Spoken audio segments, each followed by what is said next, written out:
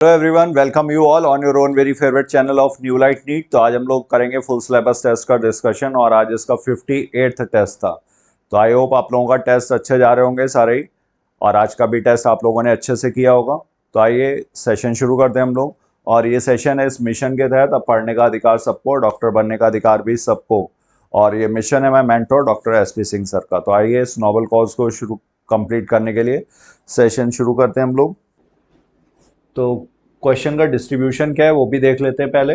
NCERT 1, इसमें unit 1 से 12 question, unit 2 से 10, यूनिट 3 से 10, यूनिट 4 से 9 और यूनिट 5 से 13। तो टोटल 54 क्वेश्चंस हैं जो एनसीईआरटी 1 की यूनिट से हैं। और एनसीईआरटी 2 की यूनिट से अगर देखा जाए तो 9 क्वेश्चन यूनिट 6 से, 16 क्वेश्चन यूनिट 7 से, यूनिट 8 से 5, यूनिट 9 से 8 और यूनिट 10 से भी 8। तो टोटल क्वेश्चंस 46। तो इस तरह से हमारा जो क्वेश्चन डिस्ट्रीब्यूशन है वो एनसीईआरटी 1 और एनसीईआरटी 2 को कवर कर रहा है। ये हमारा क्वेश्चन का डिस्ट्रीब्यूशन। आइए अब सेशन हम लोग शुरू करते हैं। Question number 100 first, in the given below example how many are infectious agent. तो इन्फेक्शियस एजेंट मतलब डिजीज कॉजिंग एजेंट। तो डिजीज जो दो तरीके की होती हैं, अगर ह्यूमन में डिजीज की बात की जाए तो एक्वायर्ड और जेनेटिक। एक्वायर्ड में इन्फेक्शियस और नॉन इन्फेक्शियस जो ट्रांसमिट होंगी। तो यहाँ पर बात की जा रही इन्फेक्शियस एजेंट की। तो इन्फेक्शियस एजेंट मतलब disease causing agent. Tobacco mosaic virus, mosaic disease cause करता है। बैक्टीरियोफेज, ये बैक्टीरिया को इन्फेक्ट करता है, वायरस है ये। Prions, protein, abnormally folded proteins. और ये क्या कॉज करते हैं, ये bovine spongiform encephalopathy, Creutzfeldt Jakob disease human analog है उसी का। वायरॉइड्स, वायरॉइड्स में क्या है, सिंगल स्टैंड यहाँ पर आरएनए है लो मॉलिकुलर वेट का जीनोम, और ये डिजीज कॉज करता है प्लांट्स में, potato spindle tuber disease. Puccinia, ये वीट वगैरह में रस्ट डिजीज कॉज करता है। माइकोप्लाज्मा, प्लांट्स और एनिमल्स दोनों में डिजीज कॉज करता है। और एंटमीबा, एंटमीबा हिस्टोलिटिका की अगर बात की जाए तो ये अमीबियासिस के लिए रिस्पॉन्सिबल है। तो यहाँ पे सारे के सारे ही डिजीज कॉजिंग एजेंट्स दिए हुए हैं। तो करेक्ट आंसर होगा 1 2 3 4 5 6 7। 100 फर्स्ट का correct answer 2, total 7।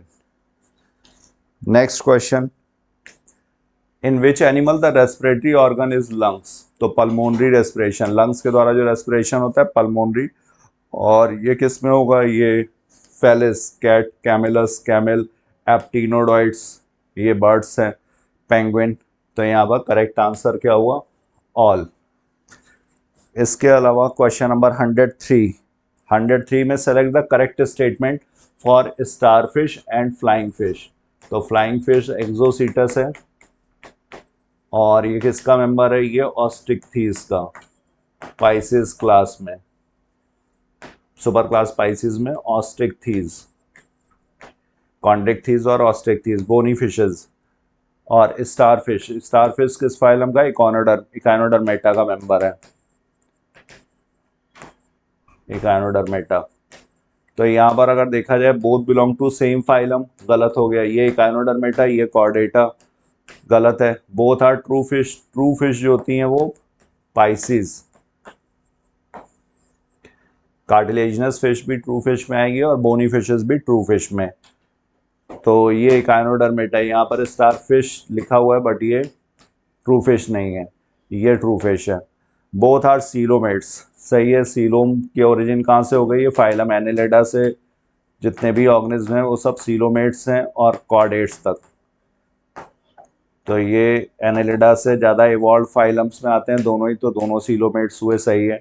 Triploblastic organisation ये प्लेटियलमिन्थीस से शुरू हो गया था, तो प्लेटियलमिन्थीस से इवॉल्व हैं दोनों ही फाइलम्स, तो यहाँ पर ट्रिप्लोब्लास्टिक भी होगा। रेडियली सिमेट्रिकल, रेडियली सिमेट्रिकल ये कैसा है, ये फ्लाइंग फिश, ये बायलेटरल सिमेट्री शो करेगा। ये लार्वल स्टेज में बायलेटरल और एडल्ट में रेडियल, इकाइनोडर्मेटा। तो बोथ आर रेडियल, ये भी गलत हो गया। तो यहाँ पर करेक्ट कौन से हुए, सिर्फ ये दो, सी एंड डी। तो only C and D is correct. 103rd is second. Now we move to next question, which of the following are related with the given diagram.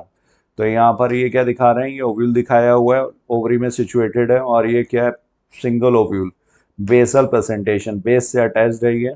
तो बेसल प्रेजेंटेशन हमारा कहाँ कहाँ पर है, ये फैमिली ग्रामिनी में है और कंपोजिटी में। तो कंपोजिटी के जो मेंबर्स हैं वो कौन कौन से, सनफ्लावर, हेलियंथस, एनस, डहलिया, ये ऑर्नामेंटल प्लांट है। लेट्यूस, ये सलाद की तरह यूज़ किया जाता है, फूड ईटिंग, इकोनॉमिक इंपॉर्टेंस, और ये सारे के सारे किस में आते हैं, ये कंपोजिटी, ये एस्ट्रेसी के मेंबर्स हैं। और यहाँ पर बेसल प्रेजेंटेशन है, तो यहाँ पर करेक्ट आंसर क्या होगा, ऑल। यहाँ पर ओवरी कैसी होती है, गैनोशियम, बाइकार्पेलरी, सिंकार्पस, और ओवरी इंफीरियर होती है, और सिंगल लोक्यूल प्रेजेंट है, और basal presentation. Next, in human the trematode parasite, तो ट्रेमेटोड पैरासाइट ये किसका, प्लेटियलमिंथीज, फाइलम प्लेटियलमिंथीज का मेंबर है, और इसमें क्लास है, ये क्लास ट्रेमेटोडा, जिसमें फ्लूक्स रखे गए, जिसमें कॉमनली क्या है, फ्लूक्स। और ये फ्लूक्स क्या होते हैं, ये ecto and endo parasites of vertebrates. इसमें एक्टो पैरासाइट्स भी हैं, एंडो पैरासाइट्स भी हैं, किसके, वर्टिब्रेट्स के। और फ्लूक्स में हम लोगों को पता है कौन सा, लिवर फ्लूक, टेपवर्म, ये टीनिया, और ये किस में होता है, ये क्लास सिस्टोडा का मेंबर है। बाकी तो प्लाज्मोडियम और ट्रिपैनोसोमा दिया हुआ है जो प्रोटोजोन्स हैं, तो यहाँ पे करेक्ट आंसर 101 का क्या होगा, लिवर फ्लूक, फैशियोला ट्रेमेटोड है ये। Next, which of the following है मैक्सिमम स्पीसीज, तो मैक्सिमम स्पीसीज की अगर बात की जाए तो एंड्स में मोर देन 20,000, ऑर्किड्स में 20,000, फिशेस की 28,000, तो सबसे ज़्यादा किसकी हैं, बीटल्स की। बीटल्स की टोटल स्पीसीज कितनी है, 106 इज 3 lakhs, तो सबसे ज़्यादा beetles. According to rivet popper hypothesis, loss of which rivet is obviously a more serious threat to flight safety. तो रिवेट पॉपर हाइपोथेसिस ये किसने दी थी, स्टैनफोर्ड के इकोलॉजिस्ट थे, पॉल एरलिक, स्टैनफोर्ड इकोलॉजिस्ट, पूरा ध्यान रखना, इकोलॉजिस्ट पॉल एरलिक, इन्होंने ये एनालॉगी प्रेजेंट की थी। तो इसमें जो एयरप्लेन था वो किसके एनालॉगस था, वो इकोसिस्टम के एनालॉगस, और यहाँ पर जो रिवेट्स हैं वो किसके एनालॉगस हैं, वो स्पीसीज के एनालॉगस। तो अगर की स्पीसीज अगर यहाँ से जाती है जो इम्पॉर्टेंट है इकोसिस्टम के लिए, इकोसिस्टम को मेंटेन रखने के लिए, तो उसकी वजह से इकोसिस्टम जो होगा वो सबसे पहले वो ज़्यादा अफेक्टेड होगा। तो rivets on the wings, flight safety किससे एनालॉगस होगा, ये रिवेट्स ऑन द विंग्स। अगर विंग्स के ही रिवेट्स हटा दिए जाएँ, नट्स हटा दिए जाएँ, तो एरोप्लेन की सेफ्टी जो है खतरे में पड़ जाएगी। और ये किसके एनालॉगस है, ये की स्पीसीज के एनालॉगस, विंग्स के जो हैं। तो यहाँ पर 107 का करेक्ट आंसर होगा first. Now we move to next question 108, the evil quartet term is related with. तो यहाँ पर habitat loss and fragmentation, biodiversity loss से रिलेटेड है ये। सॉब्रिक्वेट यूज़ किया गया था, एविल क्वार्टेट मतलब एक निक नेम यूज़ किया गया था, उपनाम यूज़ किया गया था। तो habitat loss and fragmentation most important factor इसके लिए, बायोडाइवर्सिटी लॉस के लिए। इसके बाद यहाँ पर ओवर एक्सप्लॉयटेशन के साथ को एक्सटिंक्शन, और को एक्सटिंक्शन किस में होगा, जिसमें ऑब्लिगेट एसोसिएशन होगा, किसका, प्लांट और एनिमल में, इसमें इसके एग्जांपल्स हैं। तो दोनों का को एक्सटिंक्शन अगर ऑब्लिगेट एसोसिएशन है दोनों के बीच में। और लास्ट यहाँ पर क्या था, एलियन स्पीसीज इन्वेजन। तो ये 4 फैक्टर्स थे, एलियन स्पीसीज इन्वेजन। इसमें तो करेक्ट आंसर इसका क्या होगा, फोर्थ, 108 इज फोर्थ। और एलियन स्पीसीज इन्वेजन में अगर बात की जाए तो एग्जांपल्स क्या है, नाइल पर्च यहाँ पर एग्जांपल था, लैंटेना, आइकॉर्निया,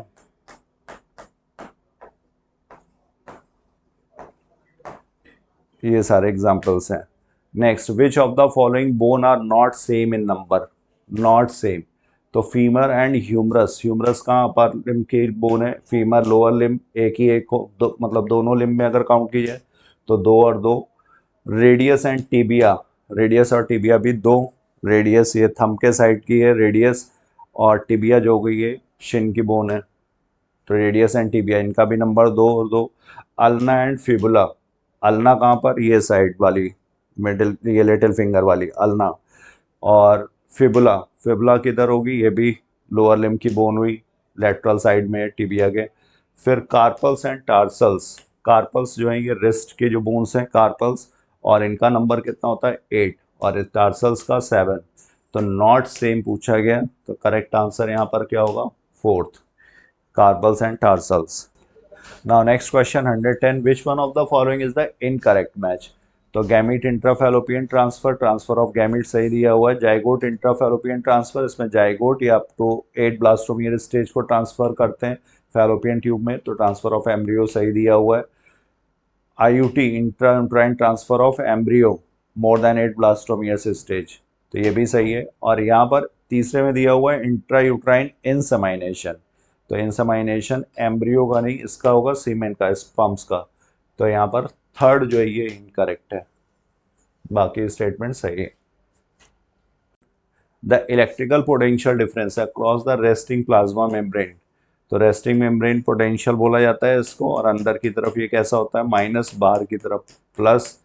और इसका रीज़न क्या है, अगर एक्सॉन की बात की जाए तो यहाँ पर सोडियम लीकी चैनल्स और पोटेशियम लीकी चैनल्स, तो उसमें ज़्यादा होते हैं पोटेशियम लीकी चैनल्स, और इनकी वजह से क्या होगा, पोटेशियम जो होगा बाहर जाएगा, इफ्लक्स होगा, लीकी चैनल्स हाई कॉन्सेंट्रेशन से लो कॉन्सेंट्रेशन की तरफ, तो इस वजह से अंदर से पॉजिटिव चार्ज बाहर गया तो अंदर रिलेटिवली कैसा हो जाएगा, निगेटिव। दूसरा जो रीज़न है इसका, negatively charge proteins, negatively charge proteins यहाँ पर आकर के एक्टिवेट हो जाएंगी, जिसकी वजह से भी पोटेंशियल डिफरेंस क्रिएट होगा। तो यहाँ पर अगर वोल्ट मीटर कनेक्ट किया जाएगा तो ये पोटेंशियल डिफरेंस शो करेगा, और ये कितना होता है -70 मिली वोल्ट, और इसी को बोलते हैं रेस्टिंग पोटेंशियल। और इसको मेंटेन करने का काम अगर पूछा जाएगा, रेस्टिंग पोटेंशियल को मेंटेन कौन करता है, तो सोडियम पोटेशियम पंप। तो 111 का करेक्ट आंसर होगा third. Now we move to next question 112, in downstream processing strict quality control testing for each product is also required, ये करेक्ट है। डाउन स्ट्रीम प्रोसेसिंग मतलब जब हमारा प्रोडक्ट तैयार हो गया उसके बाद उसका जो प्रोसेसिंग होगा, प्योरिफिकेशन, आइसोलेशन, सेपरेशन, और downstream processing and quality control testing vary from product to product, ये भी सही है। जैसे अगर वैक्सीन बना तो इसके लिए अलग स्टैंडर्ड्स, अलग प्रोसीजर्स, और एंजाइम्स अगर बने तो एंजाइम की एफिकेसी, एंजाइम की एफिशिएंसी चेक की जाएगी। वैक्सीन में पोटेंसी चेक की जाएगी, पोटेंसी। और मोनोक्लोनल एंटीबॉडीज़ अगर हैं तो मोनोक्लोनल एंटीबॉडीज़ में बाइंडिंग स्पेसिफिसिटी चेक की जाएगी। तो ये क्वालिटी कंट्रोल टेस्टिंग जो होगी ये वेरी करेगी प्रोडक्ट टू प्रोडक्ट, ये स्टेटमेंट भी सही है, ये स्टेटमेंट भी सही है। तो both statement 1 and statement 2 are correct. 112 correct answer will be fourth. Next, Which of the following are not included in key tools of recombinant DNA technology? तो की टूल्स यहाँ पर कौन होंगे, रेस्ट्रिक्शन एंजाइम्स यूज किए जाएंगे, पॉलीमरेज होगा, cloning में जो यूज होगा, इसके अलावा यहाँ पर लाइगेज यूज किया जाएगा, और वेक्टर की ज़रूरत पड़ेगी, और होस्ट की ज़रूरत पड़ेगी। तो ये की टूल्स हैं। तो वेक्टर, होस्ट, ऑर्गेनिज्म, लाइगेजेस, तो नॉट पूछा हुआ है, तो यहाँ पर none. 113 is fourth. Next question. In photosystem 2, the reaction center absorbs 680 nanometer wavelength of red light, causing electrons to become excited and jump into an orbit farther from the atomic nucleus. तो यहाँ पर सही है, reaction centre होगा। Reaction centre किसका बना होता है, क्लोरोफिल ए मॉलिक्यूल का। फोटो सिस्टम 2 की अगर बात करेंगे तो ये 680 नैनोमीटर पे पीक शो करेगा।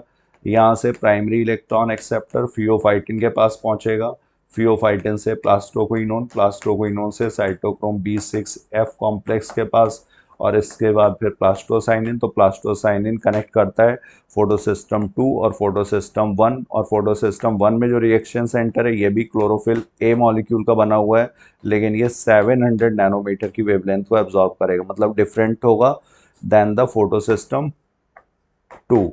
और फोटोसिस्टम 1 में जो प्राइमरी इलेक्ट्रॉन एक्सेप्टर होगा ये आयरन सल्फर प्रोटीन कॉम्प्लेक्स, तो यहाँ पर क्या होगा, क्लोरोफिल ए।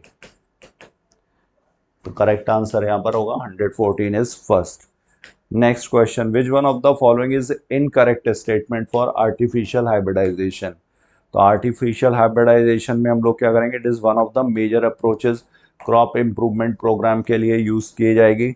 हाइब्रिड्स तैयार किए जाएंगे, कैरेक्टर्स जहाँ पर होंगे उनको यूज किया जाएगा। इन दिस प्रोसेस इमैस्कुलेशन किया जाएगा। इमैस्कुलेशन किसमें, बाइसेक्सुअल फ्लावर्स में। मेल पार्ट को, मेल रिप्रोडक्टिव पार्ट को रिमूव करना, मतलब यहाँ पर स्टेमेंस को रिमूव किया जाएगा। उसके बाद फिर बैगिंग कर दी जाएगी ताकि कंटेमिनेशन ना हो, अनडिजायर्ड पॉलन ना पहुंचे।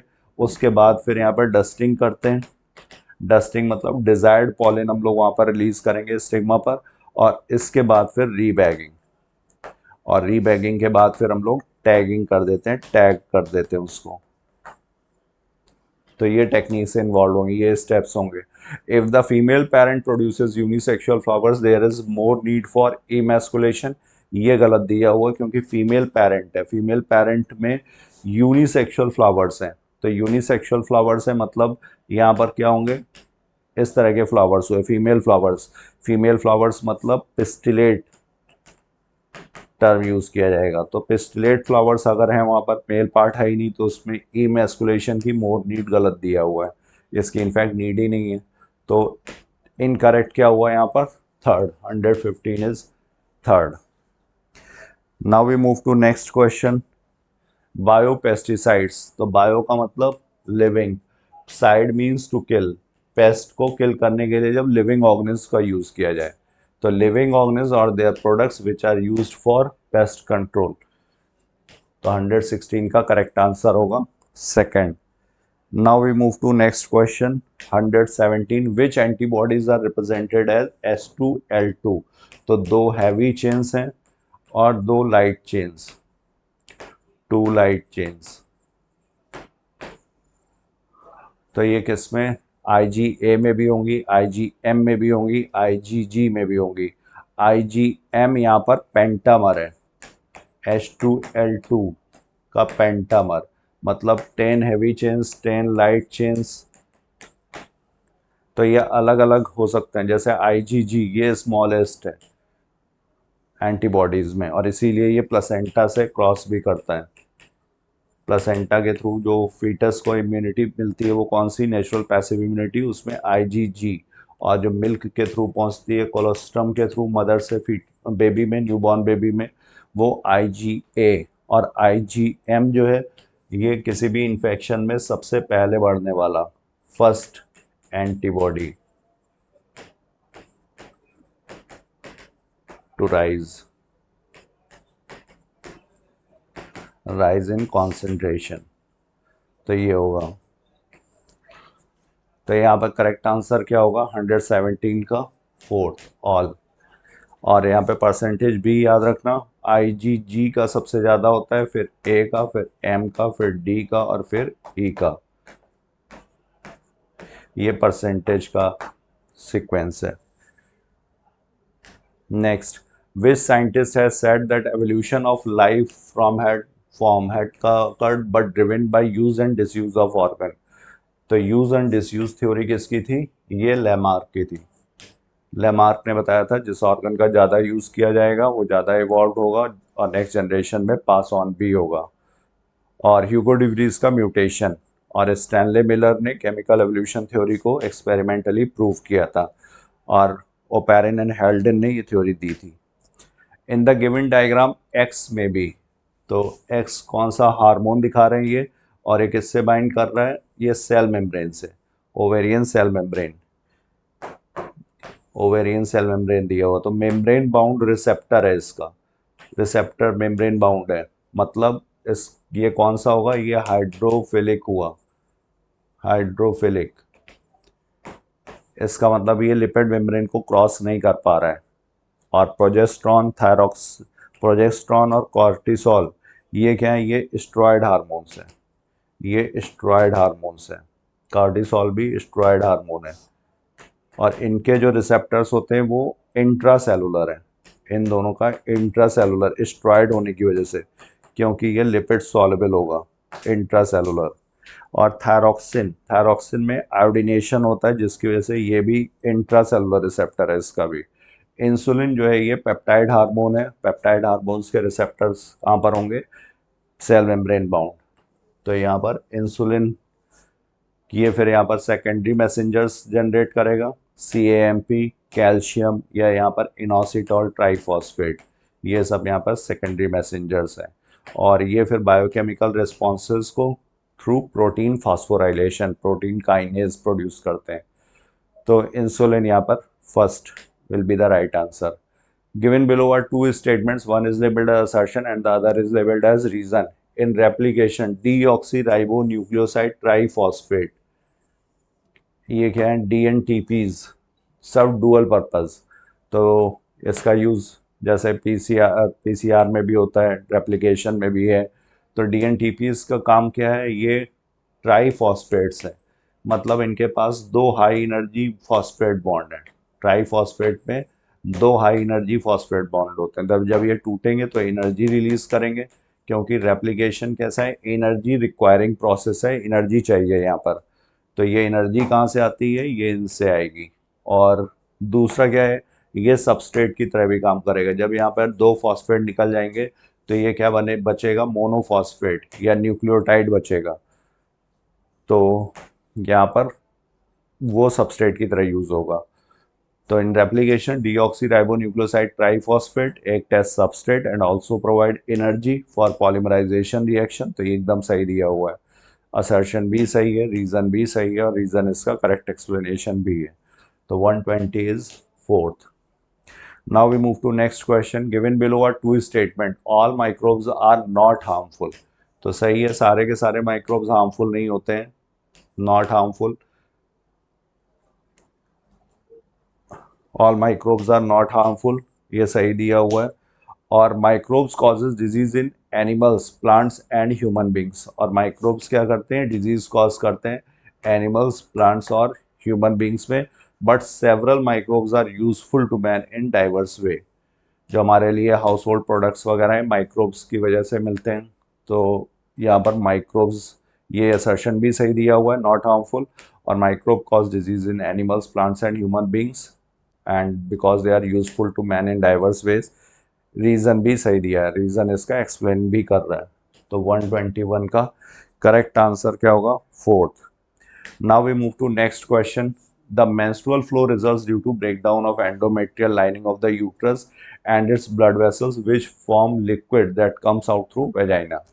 तो यहाँ पर सही है, मेंसेस जो होगा वो एंडोमेट्रियल ब्लीडिंग है, ब्लड वेसल्स का रप्चर होगा, प्लस यहाँ पे अनफर्टिलाइज्ड ओवा प्रेजेंट होता है मेंसेस में। और during pregnancy all events of the menstrual cycle stop and there is no menstruation, ये भी सही है। तो statement 1 and statement 2 both are correct.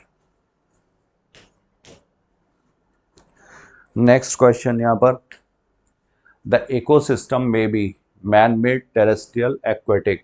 Ecosystem क्या है, functional unit of nature. Ecosystem is functional unit of nature.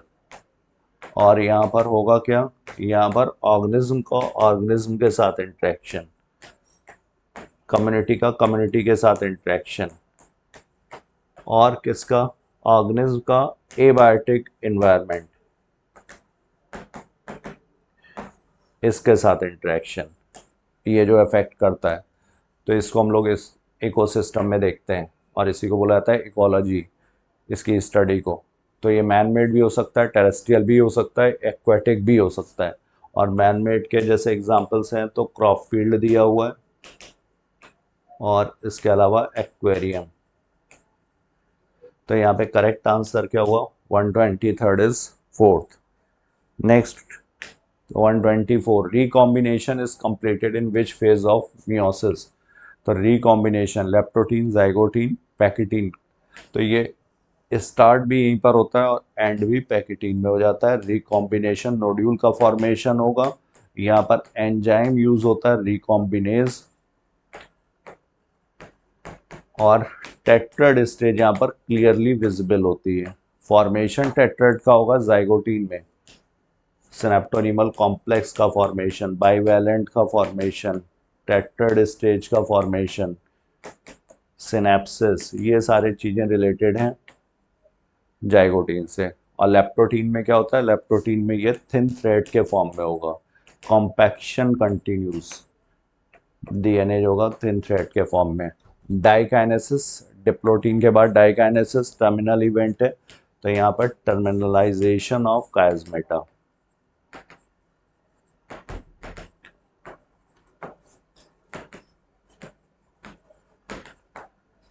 Next, in prophase 1 which event takes place at last, तो prophase 1 में कौन सा इवेंट लास्ट में होगा, फॉर्मेशन ऑफ सिनेप्टोनिमल कॉम्प्लेक्स, ये zygotene में होता है। इसके बाद क्रॉसिंग ओवर, ये पैकेटीन में होगा। डिसोल्यूशन ऑफ सिनेप्टोनिमल कॉम्प्लेक्स, ये डिप्लोटीन में शुरुआत में ही होता है डिप्लोटीन के। और टर्मिनलाइजेशन, टर्मिनल इवेंट है, ये कहाँ होगा, ये डाइकाइनेसिस जो प्रोफेज का लास्ट है। तो 125 का करेक्ट आंसर होगा 4th। So this is all from my side. मेरा जो पोर्शन था वो मैंने कवर कर दिया, question number 1 to 25। Now further discussion will be carried by my fellow partner Manish sir. Thank you all of you, thank you so much. Hello future doctors, कैसे हैं सभी लोग? उम्मीद कर रहे हैं बहुत ही अच्छे से काम कर रहे होंगे। प्यारे बच्चों, आप लोगों का आज FST नंबर आपका है 58। और बच्चों टेस्ट अच्छे से दीजिए और उम्मीद कर रहे होंगे कि आप बहुत अच्छे से एनालाइज भी कर रहे होंगे, क्योंकि बच्चों सिर्फ टेस्ट देना ही आपका काफ़ी नहीं होता है, एनालिसिस भी बहुत ज़रूरी है। टेस्ट देते समय 2-3 बातों का ध्यान रखिए, घबराइए मत, रिलैक्स होकर दीजिए। कोई क्वेश्चन में अगर टाइम ज़्यादा लग रहा है तो उसको स्किप कर दीजिए, क्योंकि आगे बहुत आसान क्वेश्चन भी आपको मिलेंगे। साथ ही साथ जो फिलअप करना होता है ओमार का, वो ध्यान में ये रखिए कि जब भी कोई क्वेश्चन फिल करिए तो देखिए कि इसी क्वेश्चन के सामने भर रहे हैं, क्योंकि अगर एक भी क्वेश्चन स्किप कर जाएगा तो आपका ओमार गड़बड़ हो जाएगा। और बहुत सारे बच्चों के साथ ऐसी कमियां या ऐसी एरर्स या ऐसी मिस्टेक्स देखने को मिलती हैं। तो उम्मीद करते हैं कि आप ऐसे मिस्टेक्स ना करें, एनालाइज करिए, कॉन्शियस वे में आप पेपर दीजिए, रिलैक्स रह के, स्टेबल होके, बी पेशेंट। और अच्छे से ही आप ये भी ध्यान रखिए कि सिली मिस्टेक्स को जितना हो सके उतना कम करिए। तो चलिए आज का पेपर स्टार्ट करते हैं। सिली मिस्टेक्स को बहुत ही नलिफाई करना है, ध्यान रखिएगा, मार्किंग करके करेक्ट, इनकरेक्ट, फॉल्स, वेरी, सम, मोर, ऑलवेज, ऐसे शब्दों को ध्यान दीजिएगा। चलिए क्वेश्चन है 126, in oocyte of some vertebrates which stage can last for month और ईयर। ये तो आसान हो गया बेटा, आपको पता है diplotene stage can last for month और ईयर। और ये भी याद होना चाहिए ऊ साइट में है, वो भी वर्टिब्रेट्स के। पैकेटीन में बेटा आपका C आता है, तो यहाँ पे क्रॉसिंग ओवर होता है, क्लियर टेट्राड दिखते हैं। लेकिन याद रखना, अगर टेट्राड फॉर्मेशन की बात करेंगे तो कहाँ आ जाएगा, जाइगोटीन। तो सिनेप्सिस, सिनेप्टोनिमल कॉम्प्लेक्स और टेट्राड फॉर्मेशन ये जाइगोटीन में आ जाएगा।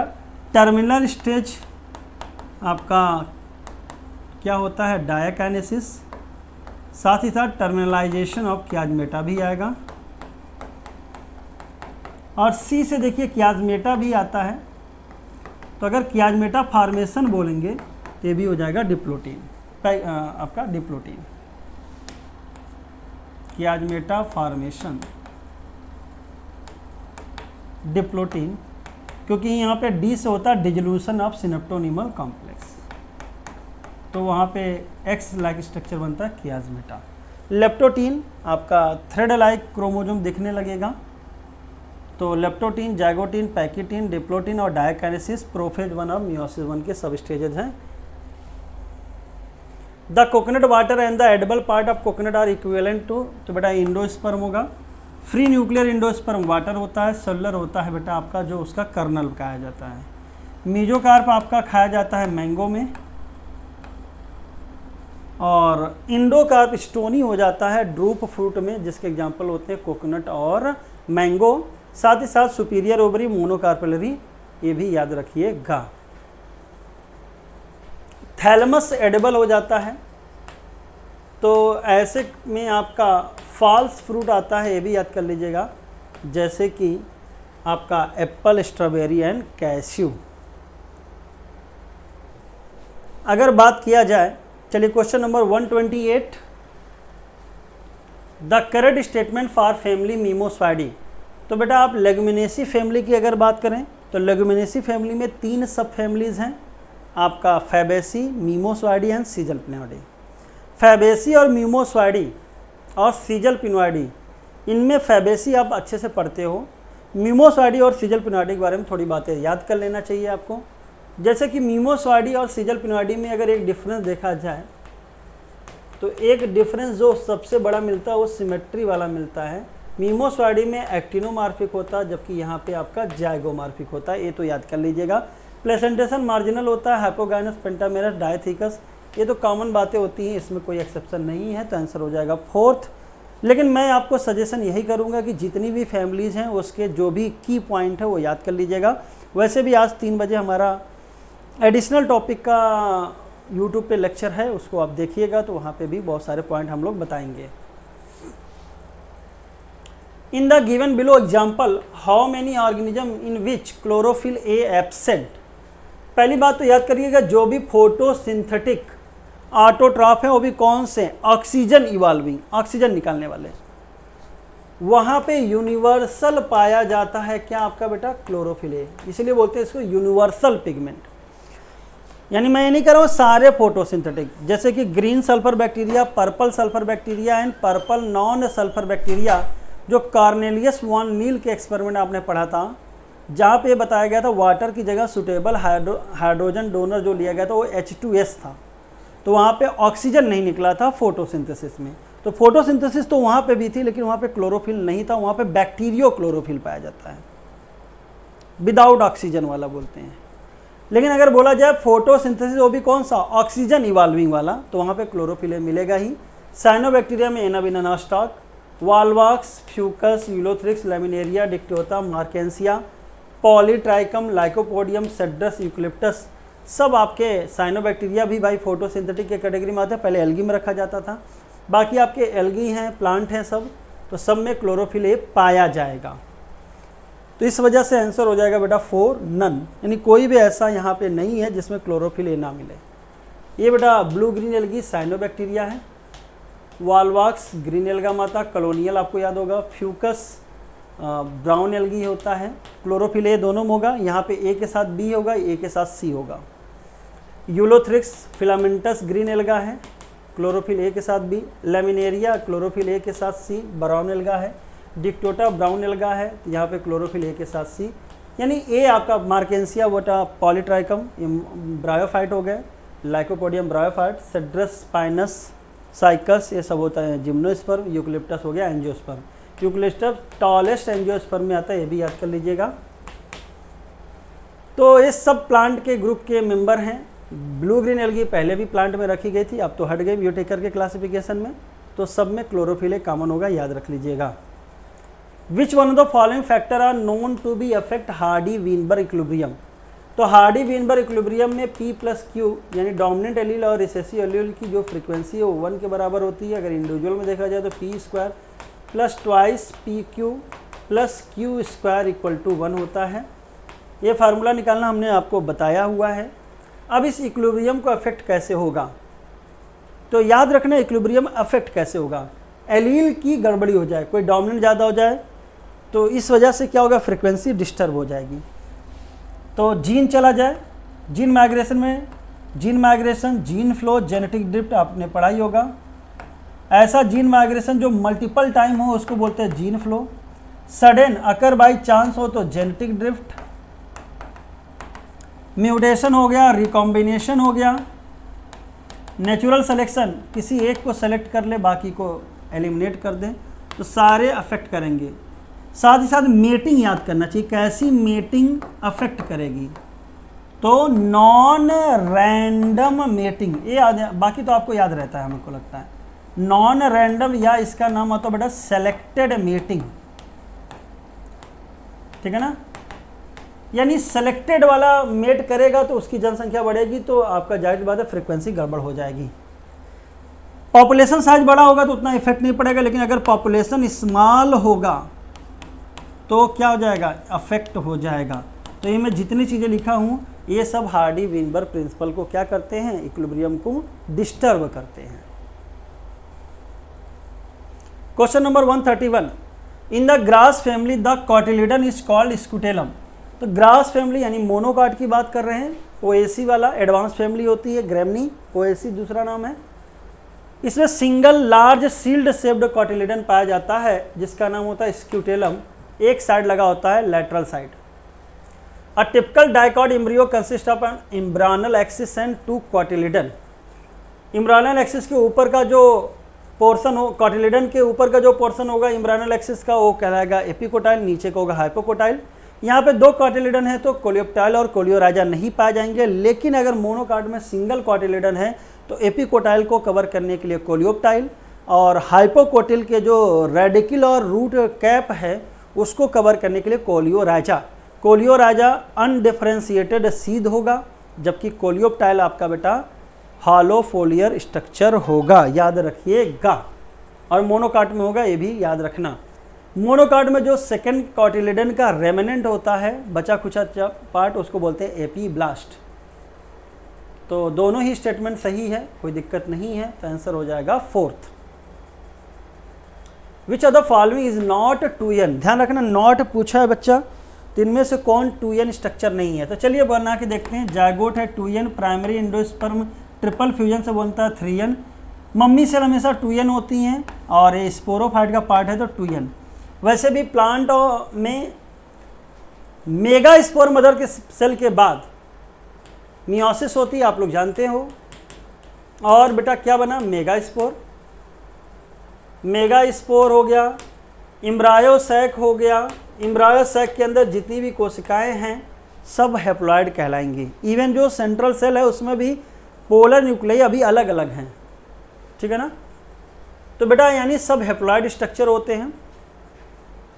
मेल में ऐसे ही microspore, pollen grain, generative cell, vegetative cell, male gamete, ये हैप्लॉइड होते हैं। फर्टिलाइजेशन के बाद जायगोट डिप्लॉयड हो जाएगा, और उससे जो भी रूट, स्टेम, लीफ, एंथर आपका, उसके बाद जो स्टेमन हो गया, कैलिक्स का सेपल, पेटल, सब डिप्लॉयड होगा। नरिशमेंट वाला जो ट्रिपल फ्यूजन से बनता है इंडोस्पर्म, वो हो जाएगा ट्रिप्लॉयड। एलुरोन लेयर भी हो जाएगी ट्रिप्लॉयड, प्रोटीनेशियस कवरिंग होती है। तो सारे बेटा एक बार आपको याद कर लेना चाहिए, 1-2 बार मैंने लिखवाया है, ठीक है। पूछा क्या था, नॉट 2n, तो भाई ये क्या हो जाएगा, प्राइमरी इंडोस्पर्म सेल 3n है, तो 2n नहीं होगी। चलिए अगला क्वेश्चन आता है, wind pollination is quite common in grasses. तो देखते हैं भाई, ग्रासेस मोनोकाट में विंड पॉलिनेशन कॉमन होता है। देखिए पॉलिनेशन में एजेंट के बेसिस पे बायोटिक और एबायोटिक, मोस्ट कॉमन कौन होता है, बायोटिक एजेंट। लेकिन अगर एबायोटिक में देखा जाए तो विंड और वाटर होते हैं। अगर एबायोटिक में देखा जाए कि वाटर और विंड की तुलना में कौन ज़्यादा है, तो वाटर और विंड अगर तुलना किया जाए तो विंड इज मोस्ट एबायोटिक है। बायोटिक टोटल में कौन है, बायोटिक यानी लिविंग वाला। लेकिन अगर एबायोटिक में जो दोनों हैं विंड और वाटर, उनमें कंपैरिजन किया जाए तो विंड वाला मोस्ट कॉमन होता है और ज़्यादातर ग्रासेस में पाया जाता है। अगर इनफ्लोरेसेंस होगा, छोटे छोटे फ्लावर होंगे, पैक्ड होगा, वेल एंड एक्सपोज स्टेमन होगा, stigma style large and feathery हो जाएगा, टेसल कहलाएगा, याद कर लीजिएगा। इनके ओवरी में सिंगल ओव्यूल पाया जाता है, इतनी खास बातें याद करना चाहिए। वाटर से पॉलिनेशन रेयर होता है, 30 जेनरा मोस्टली मोनोकाट को लिमिटेड होता है। ज़्यादातर पानी में पाए जाने वाले पौधे वाटर से ना करके किससे करेंगे, इंसेक्ट और विंड से। तो pollination by water is quite rare in flowering plant, 30 genera याद कर लीजिएगा, वो भी क्या, मोस्टली मोनोकाट। तो बेटा दोनों बातें क्या हो गई, सही। तो 133 का आंसर हो जाएगा बेटा आपका 4। साथ ही साथ जेनरा शब्द आया है तो 1-2 बातें मैं आपको बताना चाहूँगा सर। जेनरा में याद कर लीजिएगा, general like microsporum, Epidermophyton and Trichophyton, MET, ये 3 फंगल जेनरा थे जो रिंग वर्म का इन्फेक्शन करते थे। जीनस ग्लोमस, ये बेटा आपका फंजाई है।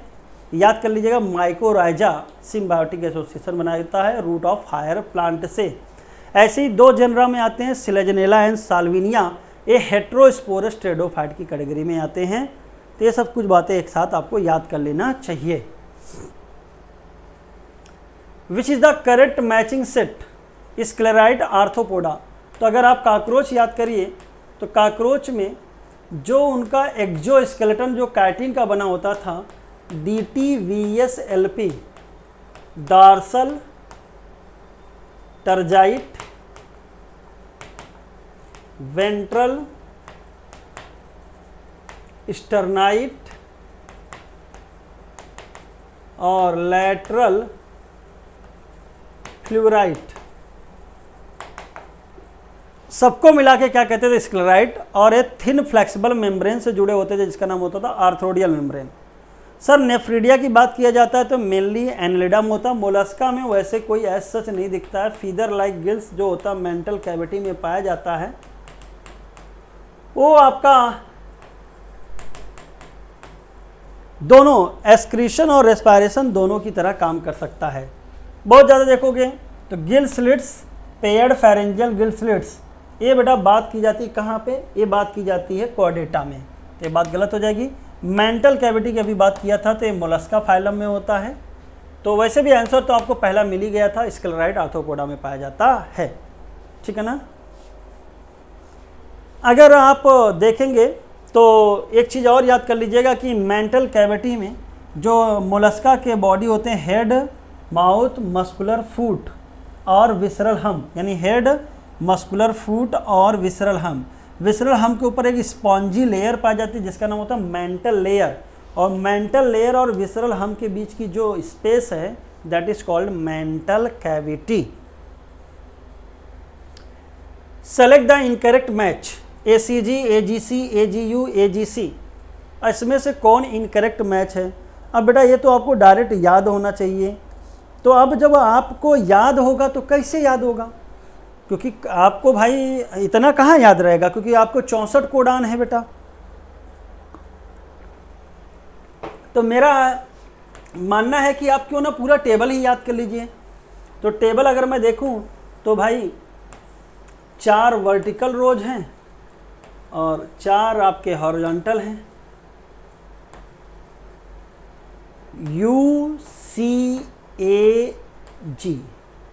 UCAG, इसका मतलब समझिए। इसका मतलब ये होता है कि इस रो में पहला लेटर, ये फर्स्ट लेटर का कहानी है, जो भी होगा सब क्या होगा, U, और 4 होंगे सब में।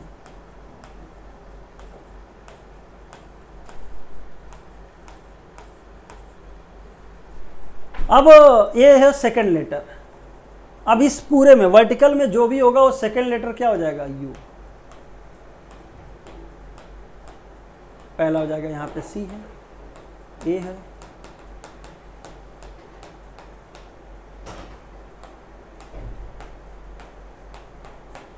ठीक है। अब इतना लिखने के बाद आपको 4 में फिर से वही जो तीसरा लेटर होता है UCAG, UCAG, UCAG, ऐसे करते चले जाना है।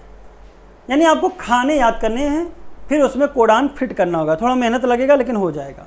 सपोज है जैसे मुझे इस वाले खाने में भरना है तो मैं चलो भरता हूँ।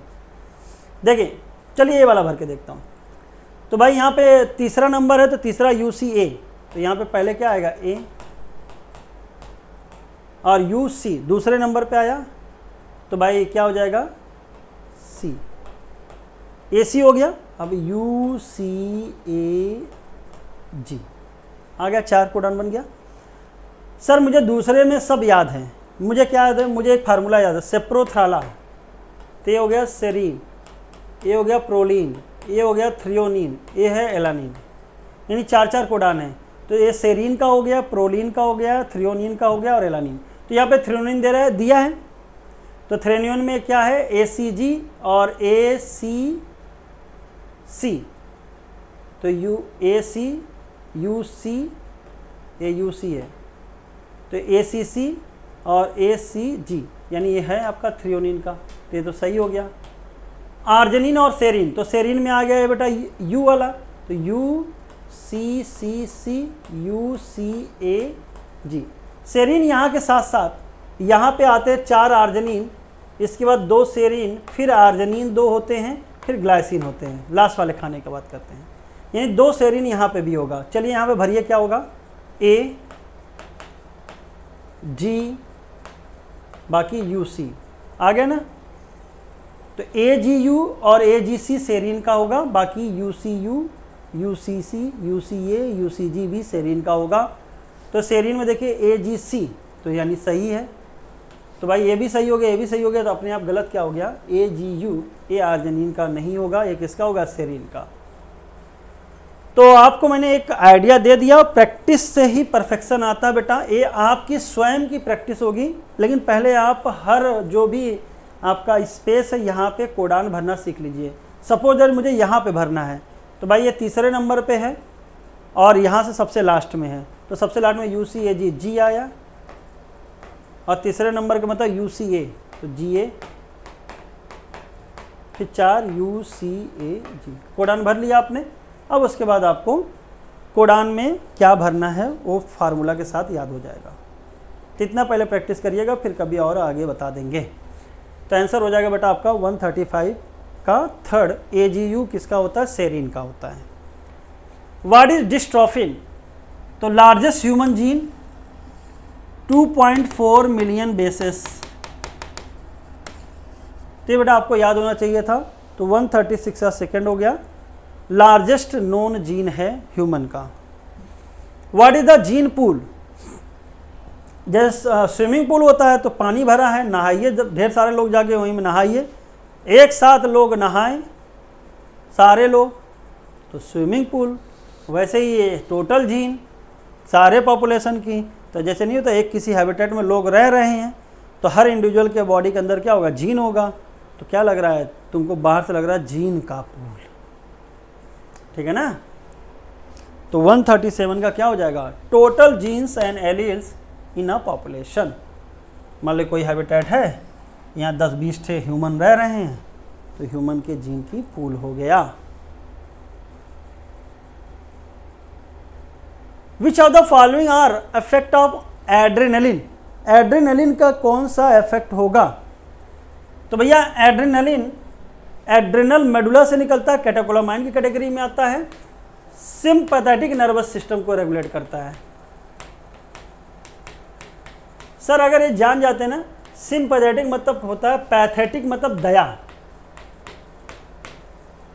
दया वाली, दयनीय अवस्था में कोई आए, तो जब हालत खराब हो तो उस समय अगर आपको बचाने आ रहा है, तो सपोज दैट आपको लायन दिख गया, शेर, तो हालत खराब हो जाएगी, या उस समय लड़ोगे, भागोगे या डरोगे, तो ट्रिपल एफ बोलते हैं, fight flight and fear.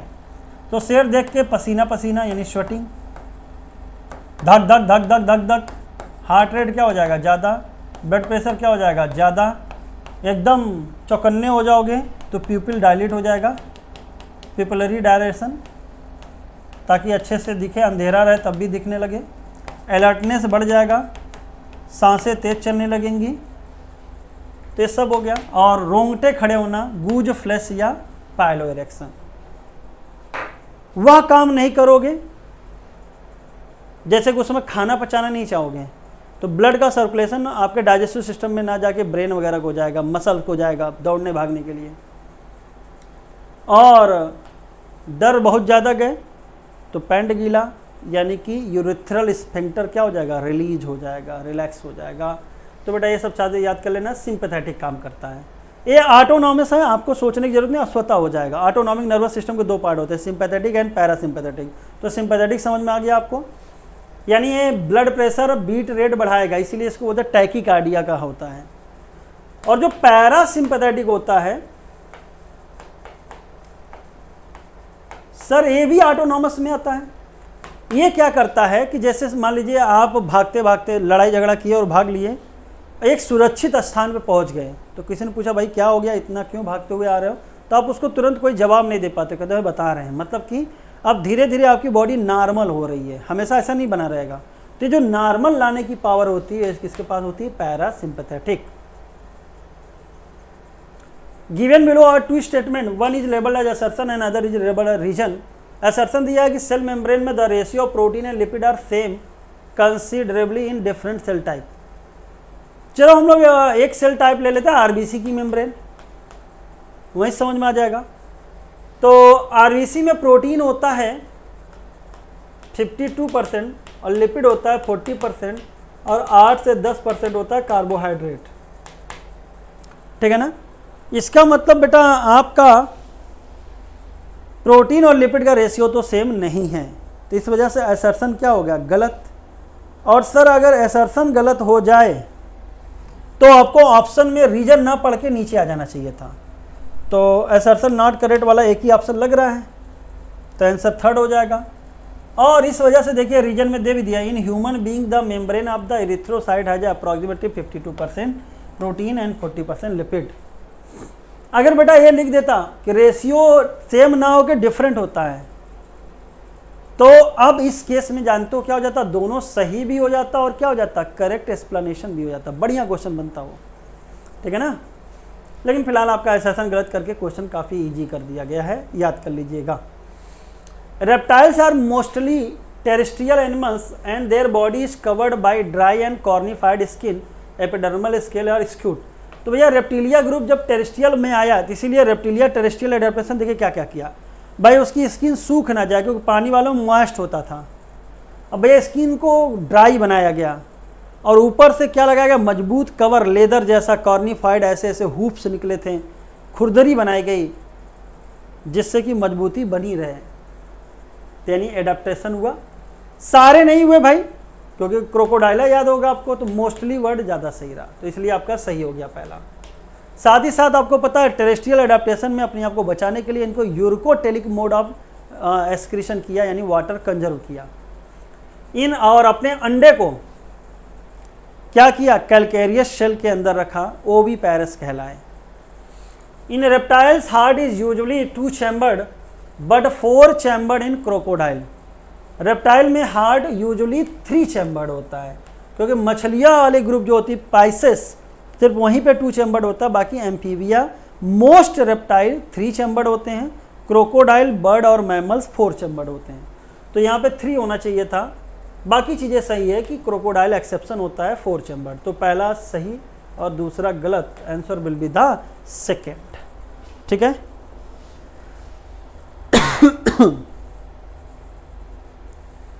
Aquatic annelids like Nereis possess lateral appendages parapodia will help in swimming। तो एनिलिडा में बेटा नेरिस में पैरापोडिया पाया जाता है, नेरिस डायोसियस भी होता है। जबकि अर्थवार्म यानी जैसे कि आपका फेरेटिमा और लीच जो हेरिडोनेरिया है, ये मोनेसियस फॉर्म होते हैं। अर्थवार्म में लॉन्गिट्यूडनल और सर्कुलर मसल पाई जाती है, जिसकी मदद से वो लोकोमोशन करता है, और ज़मीन में धंसाने के लिए, जिससे वो अपनी बॉडी को खींच सके, वो पाया जाता है S shaped setae. In Annelida longitudinal and circular muscle help in locomotion. और जब ये भाई किसी भी ज़मीन में घसीटोगे तो पहले उस पर क्या करोगे, ज़मीन के अंदर अपना एक पकड़ बनाओगे, तो उसके लिए क्या चाहिए, एस शेप्ड सीटी। तो दोनों बातें सही हैं, इसलिए 141 का हो जाएगा बेटा फोर्थ। आसान रहा ये तो क्वेश्चन। चलिए अगला क्वेश्चन है, सेलेक्ट द इनकरेक्ट मैच।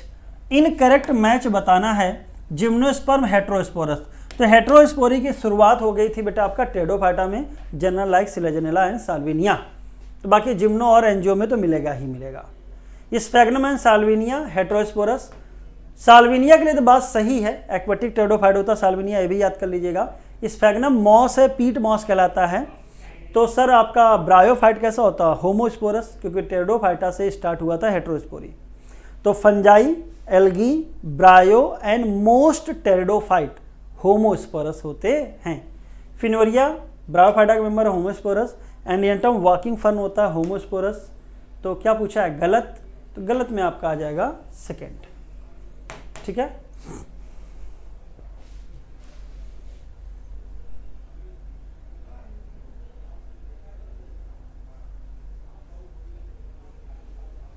चलिए आगे बढ़ते हैं। Select the gametophytic structure, archegonia, antheridia, prothallus, protonema, rhizoid, pollen grain.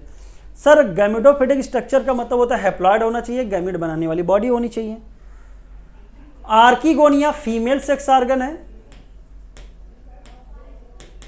Gametophyte का पार्ट है। एंथ्रिडिया मेल सेक्स ऑर्गन है, गैमेटोफाइट का पार्ट है। प्रोथैलस ये टेरिडोफाइटा का गैमेटोफाइट है। लेकिन सर जो टेरिडोफाइटा का कौन सा गैमेटोफाइट है ये जानना बहुत ही जरूरी होता है। अब सर हमें कैसे पता चलेगा कि टेरिडोफाइटा का गैमेटोफाइट है?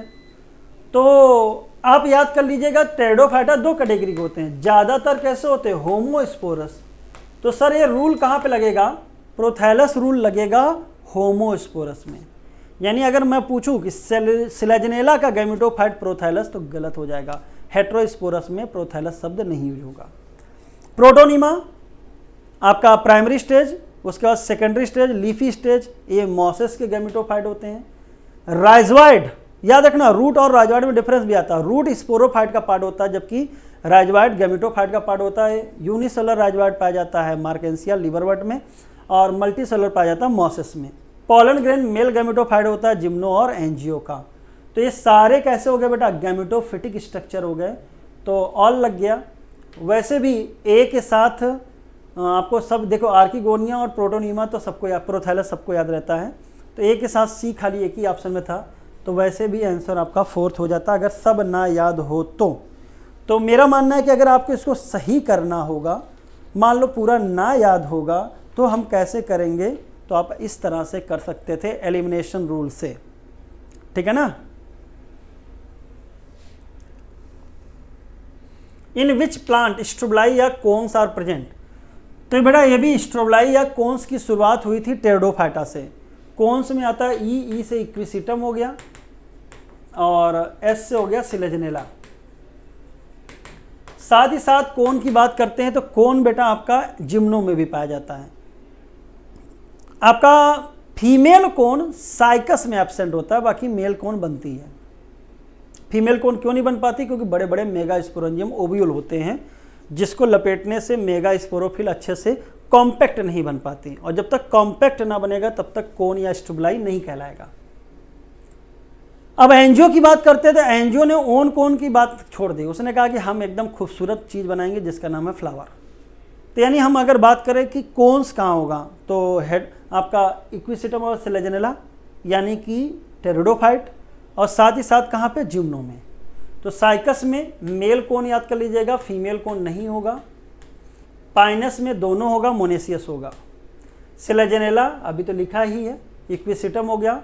Gelidium and gracilaria red algae होते हैं, और एल्गी में तो कोन का नाम ही नहीं ले सकते थे, तो आंसर हो जाएगा A B C D second, ठीक है। प्यारे बच्चों एक चीज याद कर लेना, अगर जैसे मैं क्वेश्चन पूछूं, देखिए कितना बढ़िया क्वेश्चन बनेगा कि जो कोन है वो हेटेरोस्पोरस टेरिडोफाइट में ही होता है, तो भी गलत हो जाएगा, क्योंकि इक्विसिटम कैसा होता है, होमोस्पोरस, और सिलेजनेला कैसा, हेटेरोस्पोरस। तो हेंस ये जो कोन की बात होती है बेटा, ये कोन आप होमो और हेटेरो से मत जोड़िएगा, कोन अलग चीज़ है, होमोस्पोरी और हेटेरोस्पोरी अलग चीज़ है, ठीक है ना।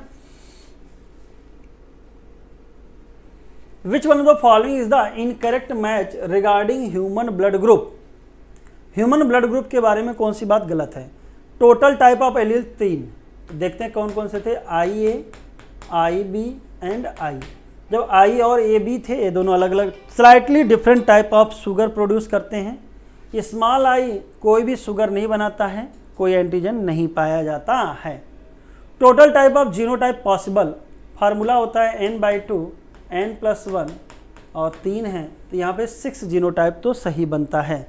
साथ ही साथ बेटा total type of blood group तो 4 होते हैं, ए बी एंड ओ, तो ये भी सही हो गया। तो और जितने ब्लड ग्रुप यानी वो बाहर से दिखते हैं आपको फिनोटाइपिकली, तो फिनोटाइप बेटा 4 होगा, 5 नहीं होगा, क्योंकि बेटा ये ब्लड ग्रुप को ही फिनोटाइप मान सकते हैं, तो 145 का हो जाएगा 4, ध्यान रखिएगा। Blood group inheritance, multiple allelism, dominance और कोडोमिनेंस तीनों दिखाता है। अगर स्पेसिफाइड करके पूछा जाएगा तो A B blood group codominance दिखाता है, ए अलग बी अलग ये डोमिनेंस दिखाते हैं, और सारे ब्लड ग्रुप में क्या दिखता है, मल्टीपल एलिलिज्म। जो कि एक पॉपुलेशन में देखने को मिलेगा, किसी एक बॉडी के यानी इंडिविजुअल में नहीं मिलेगा। Question number 146, which one of the following is incorrect match regarding incomplete dominance in the dog flower, Antirrhinum majus, snapdragon, Mirabilis jalapa, 4 o'clock plant. इसमें भी आपका इनकम्प्लीट डोमिनेंस देखने को मिलता है। इनकम्प्लीट डोमिनेंस में दोनों पेरेंट के बीच का कैरेक्टर आता है, किसी भी पेरेंट से रिजेम्बलेंस नहीं होगा। तो पिंक कलर फ्लावर होगा, ये रेड कलर होगा, ये वाइट होना चाहिए था, रिसेसिव होता है, ठीक है ना। हालांकि इस कंडीशन में भी रेड होना चाहिए था, लेकिन रेड से हल्का आया, इसलिए बोला गया इनकम्प्लीट डोमिनेंस। तो क्या पूछा, इनकरेक्ट। तो 146 का आंसर हो जाएगा बेटा थर्ड। चलिए आगे बढ़ते हैं। यहाँ पे एक चीज़ और याद कर लीजिएगा, जीनोटिपिक और फिनोटिपिक रेशियो सेम होते हैं। Starch grain size of pea, ये भी एक एग्जाम्पल है इनकम्प्लीट डोमिनेंस का। In which genetical disease the number of chromosomes are not change. चलिए देख लेते हैं, नंबर ऑफ क्रोमोजोम चेंज नहीं हो रहे हैं। क्रोमोजोम यानी ये क्रोमोजोमल डिसऑर्डर का पार्ट ना हो। हालांकि क्रोमोजोमल डिसऑर्डर में हमेशा नंबर चेंज हो जरूरी नहीं है, क्योंकि क्रोमोजोमल डिसऑर्डर भी बच्चा 2 कैटेगरी का होता है। एक तो हमारी एनसीईआरटी बताती है नंबर वाला, जो एन्यूप्लॉइडी और पॉलीप्लॉइडी है। एक और होता है जिसमें स्ट्रक्चर में बदलाव हो जाता है, कहीं छोटा शार्ट आर्म टूट जाता है, जैसे कैट्स क्राई या क्राई डू चैट सिंड्रोम, ठीक है ना। चलिए, तो सिस्टिक फाइब्रोसिस, कलर ब्लाइंडनेस, फिनाइलकीटोनुरिया, ये सब बेटा सिंगल जीन है, मेंडेलियन डिसऑर्डर है, यानी ये जीन लेवल का है, तो क्रोमोजोम लेवल पे नहीं है। तो क्रोमोजोम नंबर 4, मतलब तीनों जो एग्जाम्पल हैं चेंज नहीं होगा। तो 174 का हो जाएगा 4। यहाँ पे क्रोमोजोम नंबर 12 के जीन में गड़बड़ी हो जाएगी, यहाँ पे एक्स लिंक्ड होगा, और सिस्टिक फाइब्रोसिस में बेटा क्रोमोजोम नंबर 7 में गड़बड़ी हो जाएगी। कलर ब्लाइंडनेस, हीमोफीलिया बेटा एक्स लिंक्ड रिसेसिव डिसऑर्डर में आते हैं। Phenylketonuria, thalassemia, sickle cell anaemia, cystic fibrosis autosomal recessive में आते हैं। माइटोनिक डिस्ट्रॉफी, ये ऑटोसोमल डोमिनेंट की कैटेगरी में आते हैं। नंबर में बदलाव कब होगा, जब क्रोमोजोमल डिसऑर्डर हो, लेकिन वो भी कैसा। व्हाट इज क्रोमोजोमल डिसऑर्डर, तो कहते हैं जिसमें क्रोमोजोम का नंबर चेंज हो जाए, या एक शब्द आता बेटा स्ट्रक्चर चेंज हो जाए। अब नंबर है, स्ट्रक्चर चेंज होने के कारण, जैसे अगर मान लो किसी में क्रोमोजोम ए में गड़बड़ी हो जाए, तो भाई क्रोमोजोम 1 जो हमारा होता है उसमें 2968 जीन पाए जाते हैं। तो एक जीन नहीं, सारे जीन गड़बड़ा जाएंगे, समझ रहे हो ना। तो यहाँ पे मेनी जीन डिसऑर्डर भी बोल सकते हैं।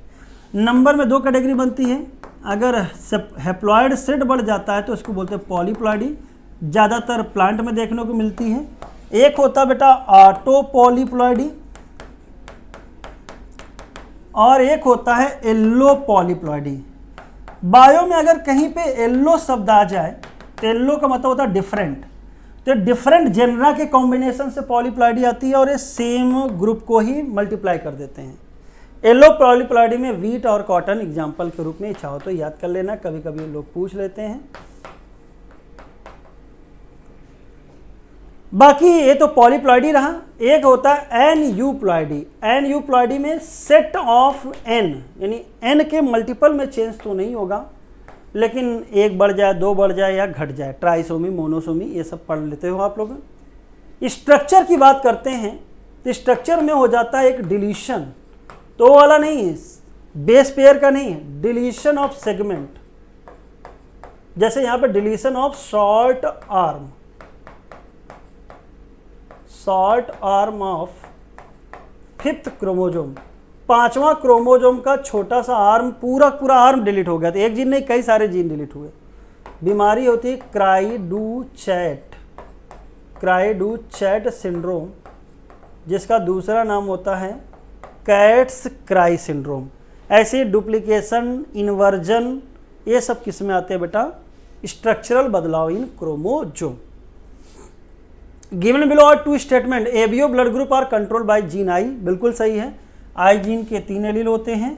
जब आई, ए और बी होंगे एक साथ, तो ए अपना बनाएगा, बी अपना बनाएगा, दोनों थोड़ा सा डिफरेंस होता है, तो produce a slightly different form of the sugar.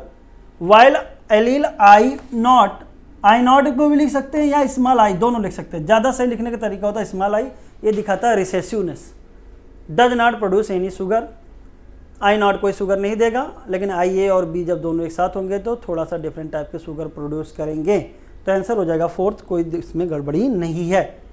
ए आपका बेटा एच बी एस मतलब होता है सिकल सेल एनीमिया वाला पेप्टाइड है।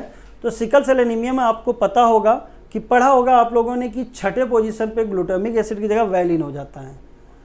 लेकिन यहाँ पे देखिए जलवा क्या है कि ए बी सी को बताना है। तो सर ए बी सी मतलब दूसरे, चौथा और सातवें का बताना है। ये तो बेटा आपका चाहे एच बी एस पेप्टाइड हो चाहे एच बी ए जो नॉर्मल पेप्टाइड होता है, सब में कैसा होगा, एक जैसा ही होगा। तो बेटा ये को याद तो कर लीजिए, एक फार्मूला भी होता है, अभी बता देंगे, फिलहाल मैं बता दे रहा हूँ ये तीनों है क्या। तो ए है हिस्टिडीन, तो एक फार्मूला जो बनता है VHL TPG, मैं जो बनाता हूं, तो यहां से T हो गया थ्रियोनिन,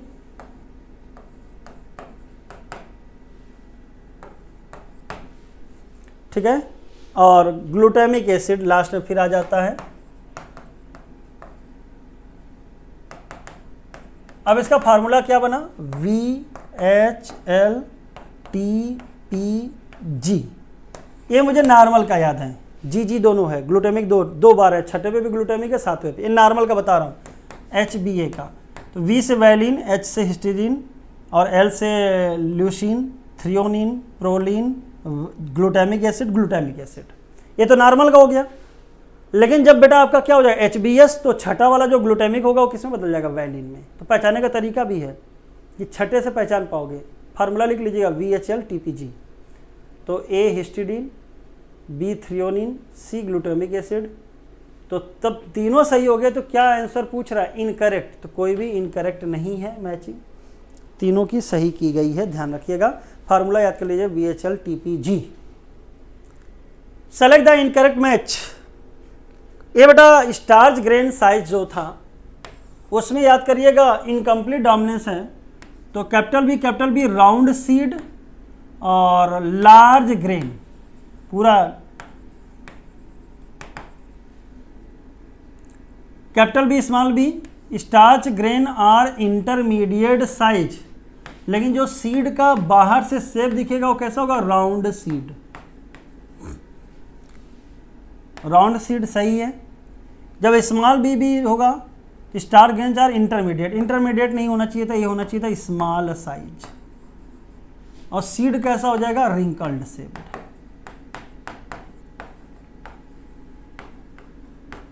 तो क्या पूछा है, इनकरेक्ट पूछा है, तो आंसर हो जाएगा फोर्थ।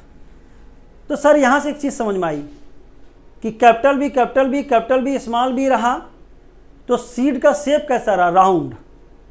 लेकिन कैपिटल बी रहा तो स्टार्च ग्रेन का साइज बड़ा था। लेकिन जब कैपिटल बी स्मॉल बी हुआ तो स्टार्च ग्रेन इंटरमीडिएट साइज का रहा। और जब स्मॉल बी हो गया तो स्टार्च ग्रेन कैसा हो गया, स्मॉल साइज और रिंकल्ड। एक जीन दो कैरेक्टर को डिफाइन कर रहे हैं, इसीलिए किसका एग्जांपल हो जाता है, प्लियोट्रॉपी का भी हो जाता है, ध्यान रखिएगा। जब आप अपना जेनेटिक्स का टॉपिक पढ़ते हो तो वहां पे लिखता है डोमिनेंस ऑटोनॉमस फीचर नहीं होता जीन का, वो डिपेंड करता है टाइप ऑफ फिनोटाइप। तो इस केस में सीड शेप के केस में क्या दिखा रहा है, कंप्लीट डोमिनेंस 3:1 का रेशियो। जबकि स्टार्च ग्रेन साइज के केस में इनकम्प्लीट डोमिनेंस 1:2:1 के रेशियो में दिखा रहा है। याद कर लीजिएगा, सीड का शेप का मतलब बाहर से सीड कैसा दिख रहा है, स्टार्च ग्रेन का मतलब उसके अंदर, उस सीड के अंदर जो फूड स्टोर्ड है, जो आपको दिखेगा नहीं आंखों से, उसमें जो फूड स्टोर्ड है, तो जितना ज़्यादा स्टोरेज होगा उतना बड़ा स्टार्च बनता चला जाएगा। इसमें भी बढ़िया कॉन्सेप्ट लगता है, लेकिन आप याद कर लीजिए, यही काफ़ी है। तो बच्चों ये रहा आज का FLT का डिस्कशन। उम्मीद करते हैं कुछ एक दो नए पॉइंट मिले होंगे। FLT का टेस्ट अच्छे से दीजिए, एनालाइज कीजिए, जेनेटिक कोड को एक बार देख लीजिएगा, बहुत ही आसान है। अब आगे डिस्कशन कराने आ रहे हैं आपके सामने Sangam sir. Thank you so much. Good evening बच्चों, चलते हम लोग क्वेश्चन नंबर 151 की ओर। Given below the two statement, heroin is depressant and slow down the body function. तो बेटा जो हीरोइन होती है वो डिप्रेसेंट है, बॉडी के फंक्शन को स्लो डाउन करती है।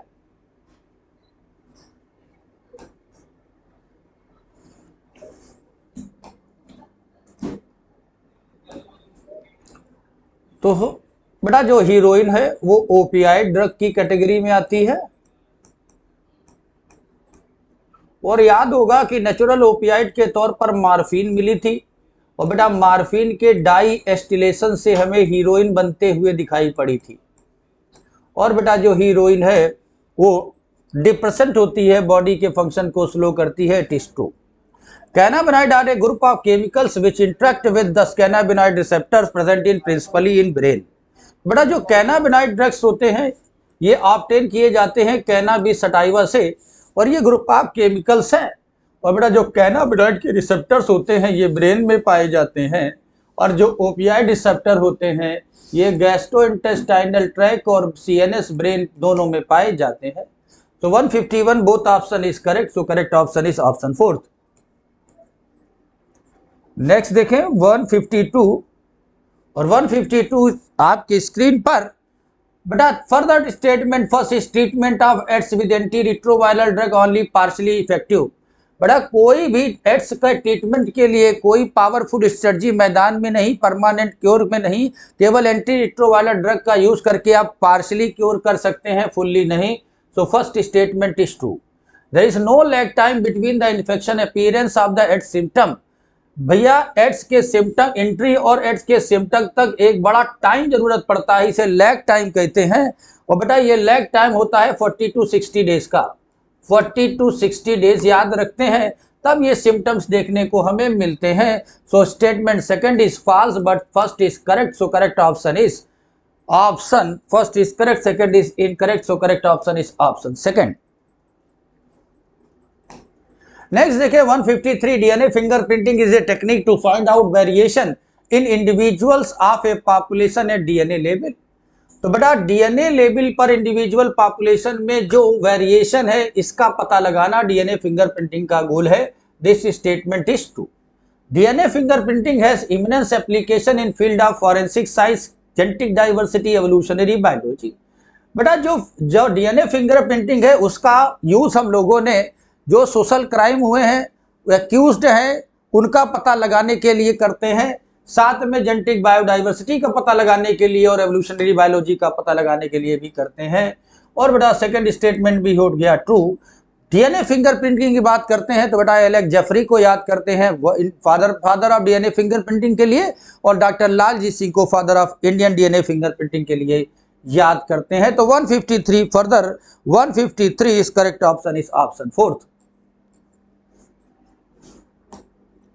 नेक्स्ट देखिए translation is a process that has evolved around RNA indicating the life begins around the RNA. बेटा जो ट्रांसलेशन की प्रोसेस होती है इसमें हम लोग एमआरएनए से प्रोटीन को बनते देखते हैं, और सारी दुनिया इसी के आसपास चलती है, इसलिए जो वर्ल्ड है वो आरएनए वर्ल्ड कहलाता है, और इसी के चारों ओर सारी चीजें डिपेंड करती हैं। प्रोटीन का बनना, स्प्लाइसिंग और एक्सप्रेशन सब एमआरएनए पर डिपेंड करता है। So first statement is true. Lac operon is a prototype of operon bacteria which code for gene responsible for metabolism of lactose. तो भैया लैक ओपेरान वो मॉडल है जो प्रोकैरियोटिक जीन एक्सप्रेशन को बताता है, और जैकब एंड मोनर ने इसे बताया था। और अगर वो ओपेरान जो लैक्टोज की कल्चर में ऑपरेट होता है, लैक्टोज इंड्यूसर के तौर पर काम करता है, जो इसे पॉजिटिव ओपेरान के तौर पर याद कराता है। तो भैया सेकंड स्टेटमेंट भी हो गया ट्रू, फर्स्ट भी ट्रू, तो further correct option is option 4। Next देखें भाई question number 155, which of the following statement about morula in human being is correct. Human being के मारुला के लिए कौन सी बातें करेक्ट होंगी। तो बेटा याद रखना होगा कि जो जाइगोट होता है, इस जाइगोट में होती है माइटोसिस, वैसी माइटोसिस को कहा था बेटा क्लीवेज, और जो क्लीवेज होता है इस क्लीवेज में जाइगोट डिवाइड होता है, बनने वाली सेल को ब्लास्टोमियर कहते हैं, और बेटा ये डिवाइड होकर 16 सेल स्टेज तक जाता है, ऐसे स्ट्रक्चर को मारुला कहते हैं। तो बेटा मारुला जब बनता है तो जाइगोट का साइज और मरुला के साइज में कोई अंतर नहीं होता, तो साइटोप्लाज्म का अमाउंट इक्वल होगा, बट नंबर ऑफ सेल बढ़ जाएंगी, डीएनए कंटेंट मोर हो जाएगा। तो it has almost equal quantity of cytoplasm and uncleaved zygote but much more DNA. Yes it is true. It has far less cytoplasm, नहीं भैया, size वही रहता है, केवल सेल का नंबर बदलता है। It has more cytoplasm, no, size जब वही है तो साइटोप्लाज्म का अमाउंट चेंज नहीं होगा। 155 correct option is option first. The function of secretion of prostate gland is, बेटा प्रोस्टेट ग्लैंड का सीक्रीशन इनमें से क्या कराता है? तो prostate gland male accessory gland है, मेल एसेसरी ग्लैंड है। अब बेटा जो मेल एसेसरी ग्लैंड है ये सीक्रेट कराती है ऐसे सब्सटेंस को जो सिट्रिक एसिड रिच होता है, सिट्रिक एसिड रिच होता है, और इसमें पाया जाता है कैल्शियम, और पाया जाता है कैल्शियम, और पाए जाते हैं फास्फेट। और बेटा ये स्पर्म की मोटिलिटी को स्टिमुलेट करता है, स्पर्म की एक्टिविटी को। तो प्रोस्टेटिक सीक्रीशन स्पर्म की मोटिलिटी को स्टिमुलेट करता है, लेकिन एक कंपोनेंट होता है जिसका नाम है जीरम, ये बेटा स्पर्म की मोटिलिटी को इनहिबिट करता है। तो बात करें अगर प्रोस्टेट ग्लैंड, सेमिनल वेसिकल और बल्बो यूरिथ्रल, इन तीनों का सीक्रीशन मिलकर बनाता सेमिनल प्लाज्मा, और एपिडिडाइमस से आता है स्पर्म। तीनों composite part seminal plasma plus sperm मिलकर बनता है सीमेन, जो बनाता है सीमेन। तो now 156 correct option is option third. What is possible ill effect of the contraceptive, बेटा इनमें से कॉन्ट्रासेप्टिव का साइड इफेक्ट क्या हो सकता है? तो कॉन्ट्रासेप्टिव का साइड इफेक्ट एब्डोमिनल पेन भी हो सकता है, ब्रेकडाउन थ्रू द ब्लीडिंग भी हो सकता है, इररेगुलर मेंस्ट्रुअल भी हो सकता है। तो ये चारों इलनेस इफेक्ट कॉन्ट्रासेप्टिव के हो सकते हैं। तो 157 correct option is option fourth. Next देखिए 158, गिवन फ्लोरल फार्मूला विच फैमिली, ये कौन सी फैमिली का फ्लोरल फार्मूला है? तो भैया ये जो फ्लोरल फार्मूला इसे देखें तो एक्टिनोमॉर्फिक सिमेट्री है, बाइसेक्सुअल फ्लावर है। पहला तो ये इपीकैलिक्स की प्रेजेंस आप देखें कि क्या हो सकती है, दूसरी प्रेजेंस देखें इपीपेटलस की, और तीसरा इन्फिनाइट एंड्रूसियम स्टेमन देखें। ये 5 चीजें अगर देख लें तो भैया हम पहचान जाएंगे अगर स्टेमन एंड्रूसियम है तो बेटा ऐसी फैमिली और नहीं, it is case of Malvaceae. अब जब बात करते हैं मालवेसी की तो ये फैमिली तो हो गई मालवेसी। अब बेटा ये कंडीशन कहलाती इपीपेटलस, और यही एपीपेटलस कंडीशन हमें फैमिली सोलेनेसी में भी देखने को मिलती है, सोलेनेसी में भी देखने को मिलती है। सो 158 correct option is option third. The collagen fibre is present in, तो कोलेजन फाइबर एरियोलर टिश्यूज में भी मिलता है, डेंस रेगुलर टिश्यू में भी मिलता है, और बोन में भी देखने को मिलता है। बोन में टाइप 1 कोलेजन देखने को मिलता है, टाइप 1 कोलेजन देखने को मिलता है। So 151 correct option is option third. Next देखें question number 160, midbrain of the frog includes, बेटा फ्रॉग का मिड ब्रेन अपने मिड ब्रेन किससे मिलकर बनता है? तो भैया फ्रॉग का मिड ब्रेन बेटा 2 ऑप्टिक लोब रखता है, 2 ऑप्टिक लोब रखता है, और रखता है साथ में 2 ऑप्टिक लोब रखता है, और रखता है क्रूरा सेरेब्री।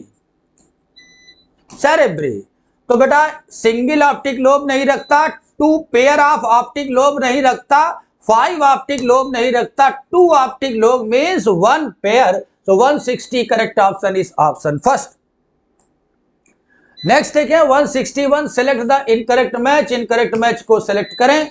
और जब इनकरेक्ट मैच को सिलेक्ट करते हैं तो बेटा 5 पेटल मालवेसी में मिलती हैं, 5 सेपल्स फेबेसी में मिलती हैं, 5 सीजल प्राइडी में मिलती हैं। लेकिन जो पोएसी होती है बेटा ये एडवांस मोनोकाट फैमिली है, ये एडवांस मोनोकाट फैमिली है, और एडवांस मोनोकाट फैमिली में नो पेटल,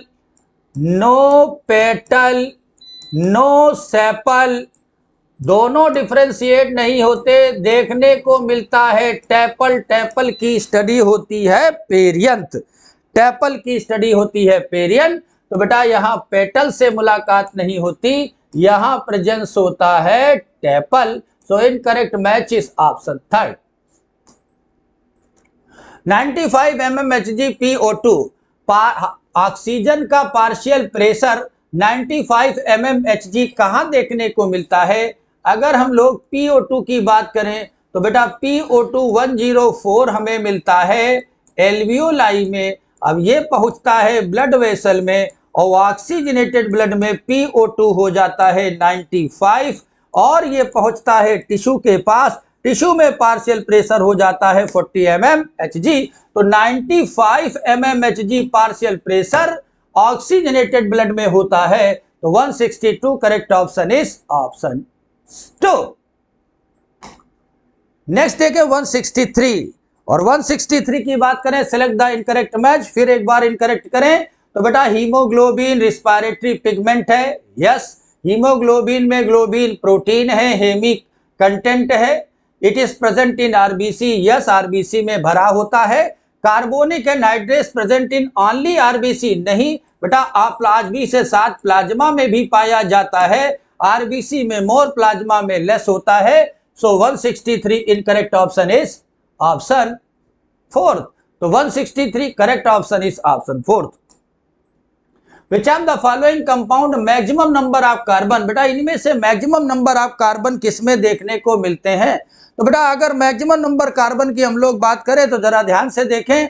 एलिनिन, एलिनिन की बात करें तो एलिनिन इज एमिनो एसिड और इस एमिनो एसिड में हमें 3 कार्बन बनते दिखाई पड़ते हैं। ग्लूकोज में बेटा 6 कार्बन होते हैं और ग्लिसरॉल में glycerol CH2 CH2OH CHOH CH2OH वापस हमें 3 कार्बन देखने को मिलेंगे।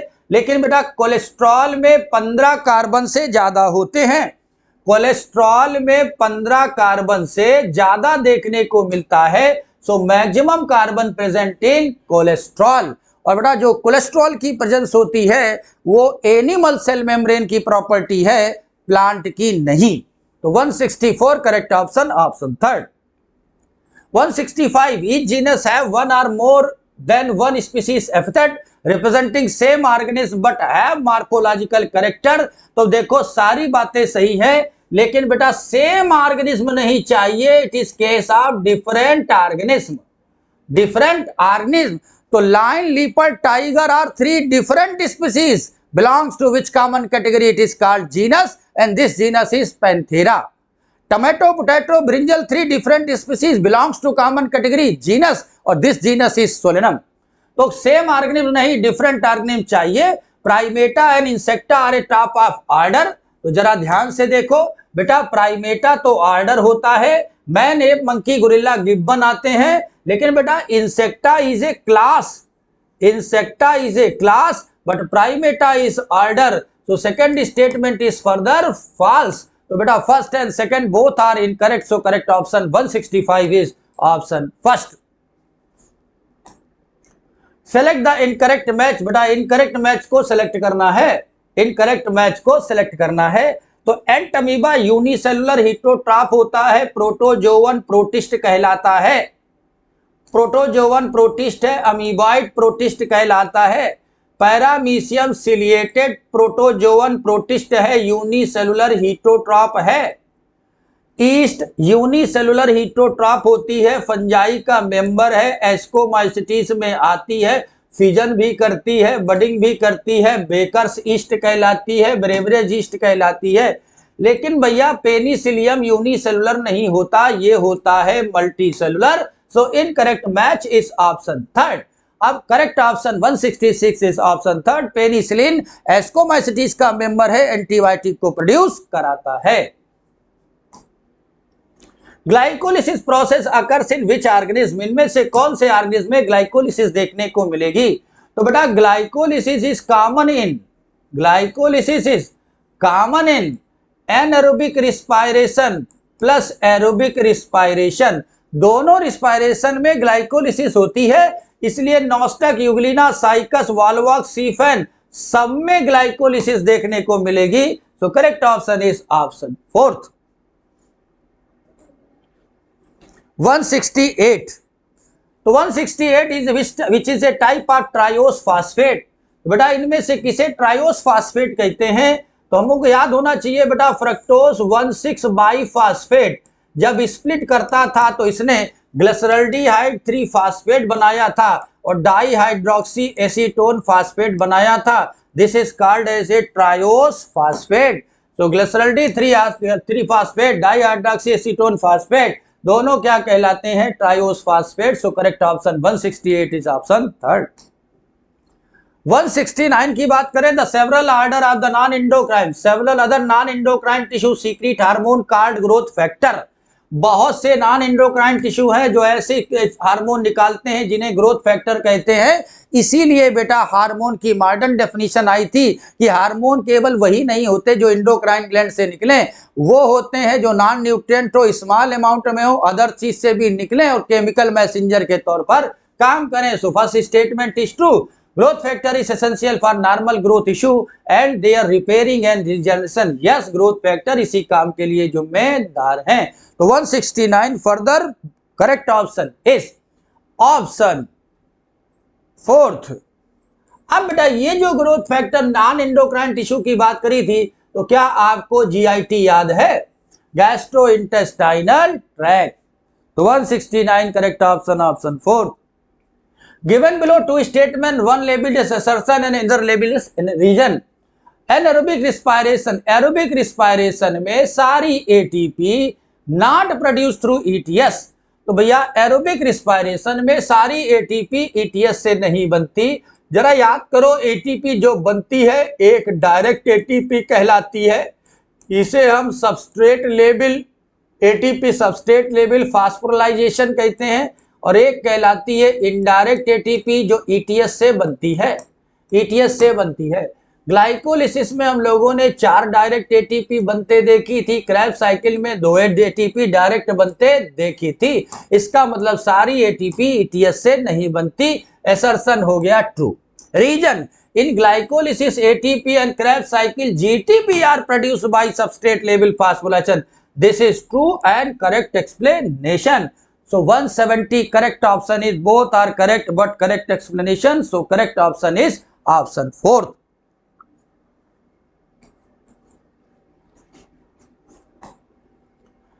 In the laboratory 5 yeast are present in culture medium after 45 minutes. How many yeast will be present in culture? तो बेटा 500 ईस्ट है एक कल्चर में रखी गई है और 45 मिनट के बाद क्या स्थिति होगी? तो याद होना चाहिए कि जो ईस्ट है इस ईस्ट की सेल साइकिल का ड्यूरेशन 90 मिनट होता है। जब 90 मिनट होंगी तभी ये जो 500 हैं ये 1000 में बदल जाएंगी। लेकिन अगर बात 45 मिनट की है तो इस समय डिवीजन इनकम्प्लीट होगा, ये पूरी तरह से डिवाइड नहीं हो पाएंगी, तो जितना नंबर होगा उतना ही रहेगा। सो 171 correct option is option third. Basically each artery and when consist of, जो आर्टरी और वेन होती है वो अपने पास क्या रखती हैं? तो हम लोगों ने पढ़ा कि आर्टरी हो या वेन हो ये सब ट्रिपल लेयर्ड होती हैं, ट्रिपल लेयर्ड होती हैं। एक्सटर्ना मीडिया और interna tunica, externa tunica media, tunica interna रखती हैं।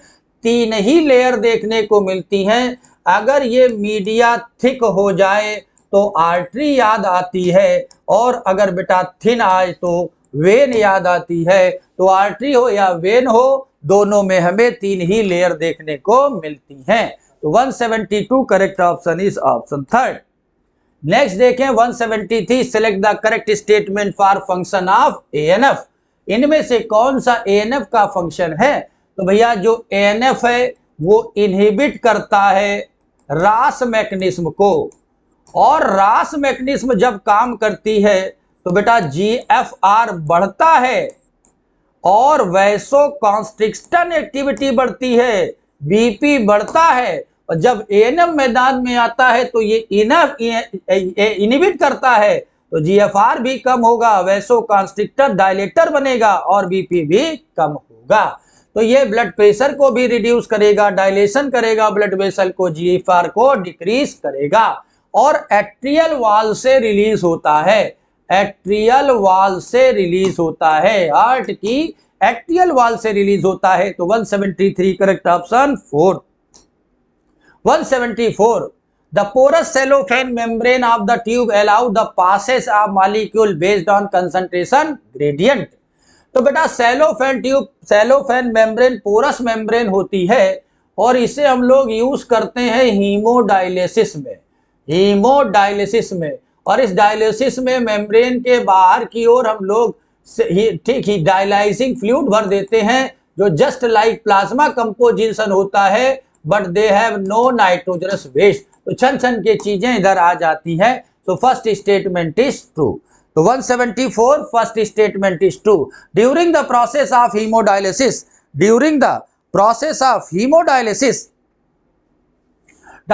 blood drained from the convenient artery pumped into dialyzing unit called artificial kidney। yes, तो artificial kidney is also called hemodialysis। तो second statement is further correct। so first and second both statement are correct। so correct option is option 4।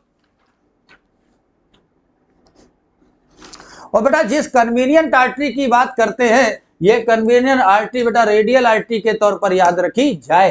तो 175 को याद करें जरा। 175 first step in the process of plant growth is seed germination. Yes, तो plant की growth का पहला step seed का जर्मिनेट करना होता है। This statement is true. और सीड जर्मिनेशन के लिए अप्रोप्रिएट कंडीशन चाहिए होती हैं। वाटर की अवेलेबिलिटी हो, ऑक्सीजन की अवेलेबिलिटी हो, न्यूट्रिएंट की अवेलेबिलिटी हो, एयर की अवेलेबिलिटी हो।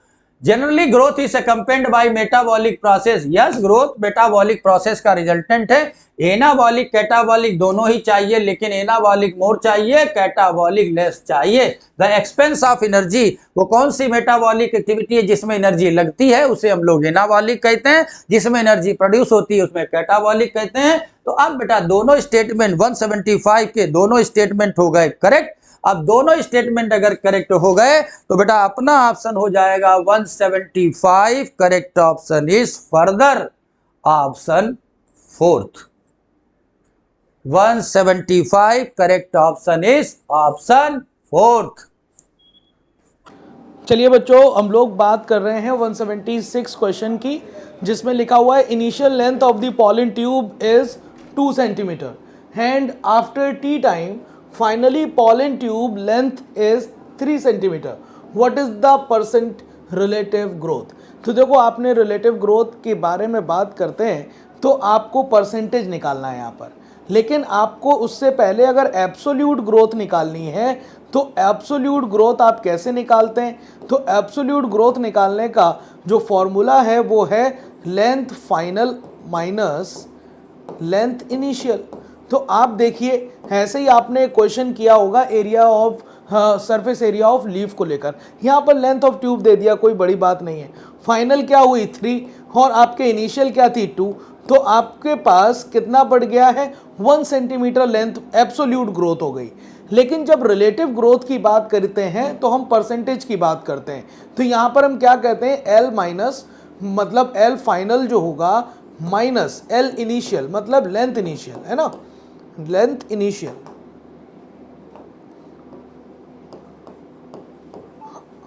Upon length initial.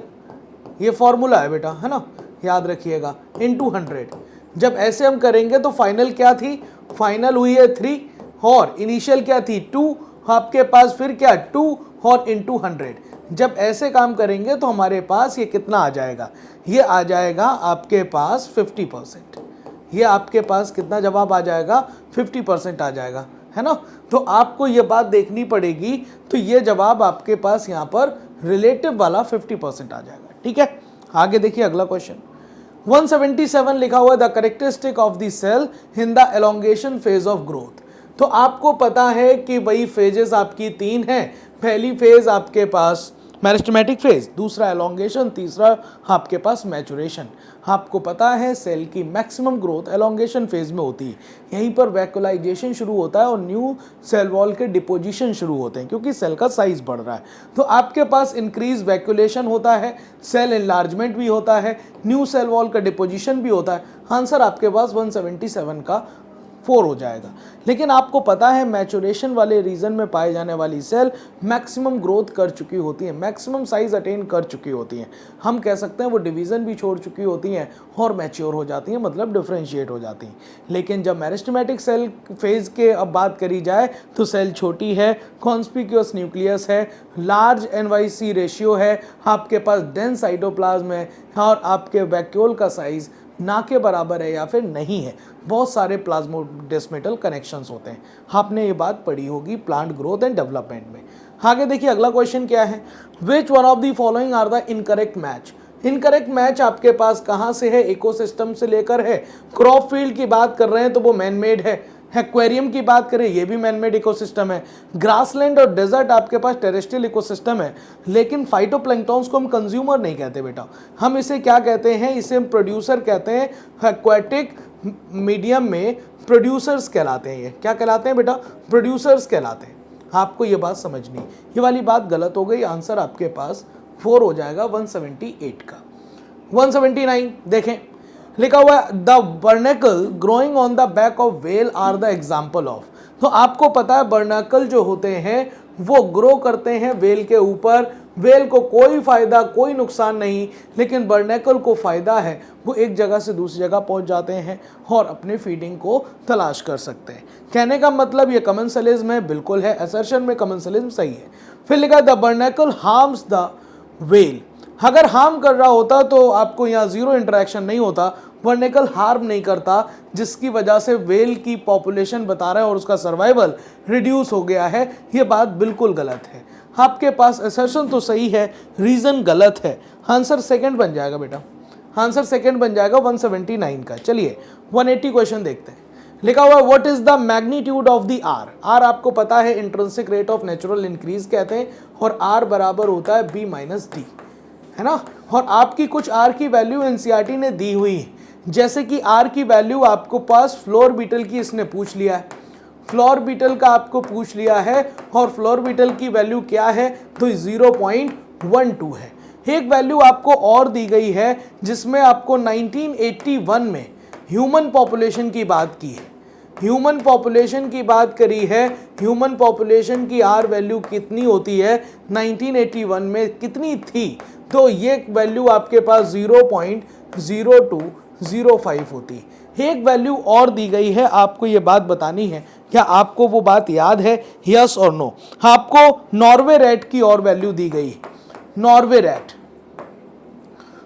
रेट की वैल्यू कितनी दी है आर की वैल्यू, तो वो है 0.015 यस और नो। तो ये वाली बात आपके पास सही है। यहां पर आपको पूछा फ्लोर बीटल की, तो आप बता सकते हो 0.12 यस, वेरी गुड।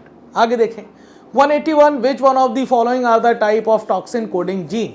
जितने भी जीन आपको यहां पर दिख रहे हैं सब टॉक्सिन कोडिंग जीन है, जिसमें क्राइफर्स्ट AC, क्राइफर्स्ट AB किसके लिए है, तो ये है कॉटन बुलवॉर्म के लिए, कॉटन बुलवॉर्म के लिए। और जबकि क्राइफर्स्ट AB जो है वो है कॉर्न बोरर के लिए, कॉर्न बोरर। तो इस यहाँ पर आंसर आपके पास 4 हो जाएगा। सारे के सारे आपके पास टॉक्सिन कोडिंग जीन है। लिखा हुआ which kind of meristem are free of virus. तो कहा जाता है कि एपिकल मेरिस्टेम और उसी का पार्ट छूटा हुआ होता है एक्सिलरी मेरिस्टेम, दोनों वायरस फ्री होते हैं, क्योंकि वहाँ पर जाइलम का डिफरेंशिएशन नहीं है, जाइलम वहाँ तक नहीं पहुँचा, वायरस का इन्फेक्शन वहाँ पर फ्री हो जाता है। तो अगर आपको वायरस फ्री प्लांट बनाना है किसी वायरस इन्फेक्टेड प्लांट से, तो उसके एपिकल बर्ड या फिर एक्सिलरी बर्ड में से सेल्स ले लीजिए, टिश्यू कल्चर कराइए और आप वायरस फ्री प्लांट बना सकते हैं। तो आपको यहाँ पर एपिकल भी सही है, एक्सिलरी भी सही है, ओनली एपिकल बात गलत है। आंसर आपके पास 4 हो जाएगा, डायरेक्ट एनसीईआरटी में लाइन है।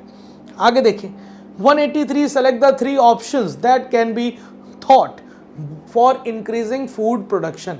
तो आपसे कहा जाए कि भाई 1947 जब हमारी आज़ादी हुई थी, उस टाइम हमें कहा गया था कि हम लोगों के पास खुद को खाने को नहीं था, इतना वीट नहीं था।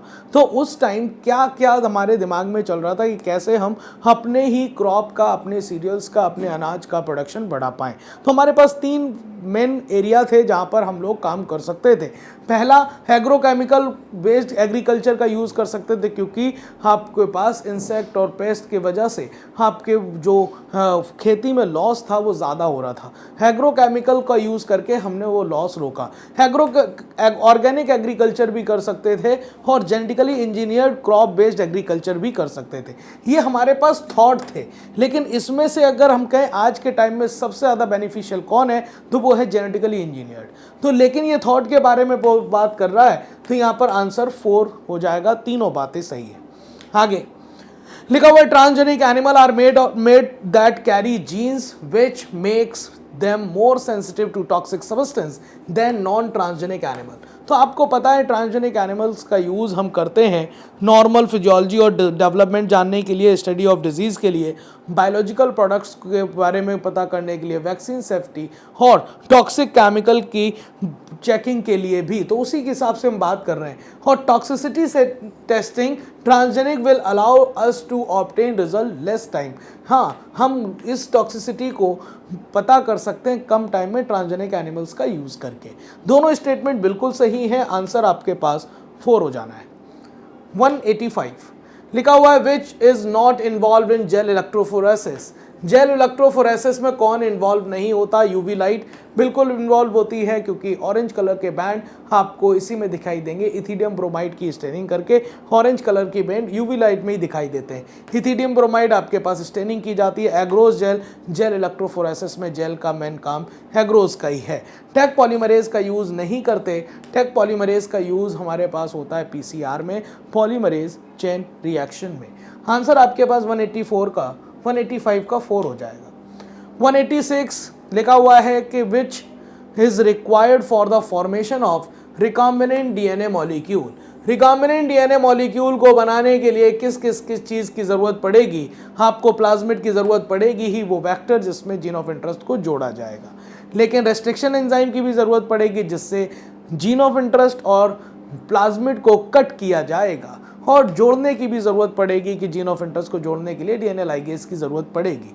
तो आंसर आपके पास 4 हो जाएगा 186 का ऑल।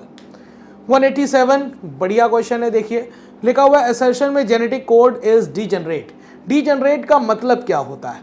डीजनरेट का मतलब होता है 1 amino acid having more than 1 genetic code. ये है इसका रीजन। लेकिन रीजन लिखा क्या है? रीजन लिखा है the codon read in mRNA in a contiguous manner, मतलब कॉमा लेस होते हैं, डायरेक्ट आपके कॉन्टिग्यूअस मैनर में लिख दिए जाते हैं। लेकिन रीजन सही तो है, लेकिन करेक्ट एक्सप्लेनेशन नहीं है। Both A and R correct, R is not explain assertions. आगे 187 के बाद 188 ही coli DNA polymerase complete the process of replication within. ये डायरेक्ट लाइन है, बताइए कितने मिनट में? तो ये डायरेक्ट एनसीईआरटी में मॉलिकुलर बेसिस ऑफ इनहेरिटेंस में लिखा हुआ है कि 18 मिनट लगेंगे। और आपको पता है डीएनए रेप्लिकेशन प्रोकैरियोट में फास्ट होता है देन द यूकैरियोट्स। 188 के बाद 189 which is involve in neural tissue. Neural tissue में कौन कौन इन्वॉल्व है? तो भैया न्यूरल टिश्यू को समझने के लिए आपको पता है कि उसमें एक तरह की सेल जिसका नाम है न्यूरॉन या फिर नर्व सेल होंगी, और दूसरी आपके पास यहाँ पर होगा टिश्यू फ्लूइड, और टिश्यू फ्लूइड के नाम पर आपके पास न्यूरोग्लिया कहलाता है ना। और न्यूरॉन के 3 पार्ट होते हैं, साइटोन होता है, आपके पास डेंड्राइट होता है और एक्सॉन होता है ना, एक्सॉन होता है। तो यहाँ पर उसने पहले एक्सॉन लिख दिया, बिल्कुल न्यूरॉन का पार्ट है, डेंड्राइट भी है, न्यूरोग्लिया उसका टिश्यू फ्लूइड है। आंसर आपका ऑल हो जाएगा 189 का 4। आगे देखते हैं अगला question. Select the incorrect match of for the cockroach. आपको पता है इनकरेक्ट मैच आपको बताना है, स्पायरिकल रेस्पिरेशन के लिए ज़रूरी होते हैं, 10 पेयर स्पायरिकल पाए जाते हैं, आपको पता है ना। आपके पास एनल सरसाई सेंस ऑर्गन है, बिल्कुल। आपके mushroom gland only excretory organ, गलत बात है, क्योंकि मशरूम ग्लैंड जो है वो रिप्रोडक्शन में हेल्प कर रही है, ठीक है। और मेल गैमेटोफाइट पर मेल गोनापोफाइसिस में फैलोमियर्स आते हैं, ये बात सही है, गलत बात निकालनी है। आंसर 3rd बनेगा 190 का। 191 in grasses the guard cells are. तो ग्रासेस मतलब मोनोकॉट, और मोनोकॉट में ये गार्ड सेल कैसे होते हैं? मोनोकॉट में ये गार्ड सेल जो हैं वो कैसे होते हैं? डंबल शेप होते हैं। किस शेप के? डंबल शेप के होते हैं। और आपको पता है कि डाइकॉट में ये गार्ड सेल बीन शेप के होते हैं। तो आपको यहाँ पर किडनी शेप नहीं, रेक्टेंगल नहीं, क्यूबॉइडल नहीं, आंसर होगा डम्बल शेप। आंसर हो जाएगा 91 का first. 92 select the correct match. Correct match आपको निकालना है। देखिए यहाँ पर लिखा हुआ epiblema, outer most layer of the dicot root. Dicot की एपिडर्मिस को ही हम, रूट की एपिडर्मिस को ही एपिब्लेमा कहते हैं। लिखा हुआ मीजोफिल सेल पैरेन्काइमा की बनी होती है, बिल्कुल आपने सुना होगा डाइकॉट में पैलिसेड और स्पॉन्जी में बटी होती है, जबकि मोनोकॉट में ये पैलिसेड और स्पॉन्जी में बटी हुई नहीं है, ये पैरेन्काइमा ही है। गार्ड सेल आपके पास क्लोरोफिल में, गार्ड सेल में क्लोरोफिल पाया जाता है अकेली ऐसी epidermal cell having the chloroplast and performing photosynthesis. ठीक है, तो आंसर आपके पास तीनों सही हैं, ऑल आंसर बन जाएगा 192 का। 193 what happens bundle sheath cell of C4 plant. तो आपको पता है C4 प्लांट में दो तरह की सेल्स दी गई हैं आपके पास फोटोसिंथेसिस के लिए, एक मीजोफिल सेल और एक bundle sheath cell. Mesophyll cell में पेप्केज एंजाइम की एक्टिविटी होती है, जबकि आपके रुबिस्को एंजाइम की एक्टिविटी आपको बंडल शीथ सेल में देखने को मिलेगी। सर पूरे के पूरे C4 साइकिल के स्टेप क्या क्या हैं? आपको C4 साइकिल के स्टेप क्या है? पहला स्टेप है जिसमें CO2 जो है वो PEP से बाइंड करता है और फर्स्ट कंपाउंड बनाता है ऑक्सैलो एसिटिक एसिड, जो कि 4 कार्बन का होता है। दूसरे स्टेप में क्या होता है? ये 4 कार्बन का जो एसिड है उसका ट्रांसपोर्ट होता है, और ट्रांसपोर्ट कहाँ से कहाँ होता है आप मुझे बताइए। ट्रांसपोर्ट होता है मीजोफिल सेल से बंडल शीथ सेल की तरफ। तीसरा काम क्या होगा? तीसरा काम, जो बंडल शीथ सेल में पहुंच जाएगा तो ये 4 कार्बन का जो एसिड है वो बदल जाएगा 3 कार्बन के एसिड में। 3 कार्बन के एसिड में बदल जाएगा। इसका मतलब ये है एक CO2 रिलीज होगा। इसी CO2 को रुबिस्को मतलब केल्विन साइकिल में ले जाएगा और ग्लूकोज की सिंथेसिस करेगा। तो केल्विन साइकिल कहाँ चलती है आपको याद रखना चाहिए, वो होगी बंडल शीथ सेल में। तो आपको पता है कि भैया बंडल शीथ सेल में चौथा काम क्या होगा? चौथा काम ये होगा कि जो आपके पास 3 कार्बन का एसिड है, 3 कार्बन का एसिड है, उसका ट्रांसपोर्ट होगा। कहाँ से कहाँ ट्रांसपोर्ट होगा? तो ये बंडल शीथ सेल से आपके पास मीजोफिल सेल में पहुंचेगा। और पांचवा काम आपके पास ये है कि यहाँ पर होता है regeneration of PEP.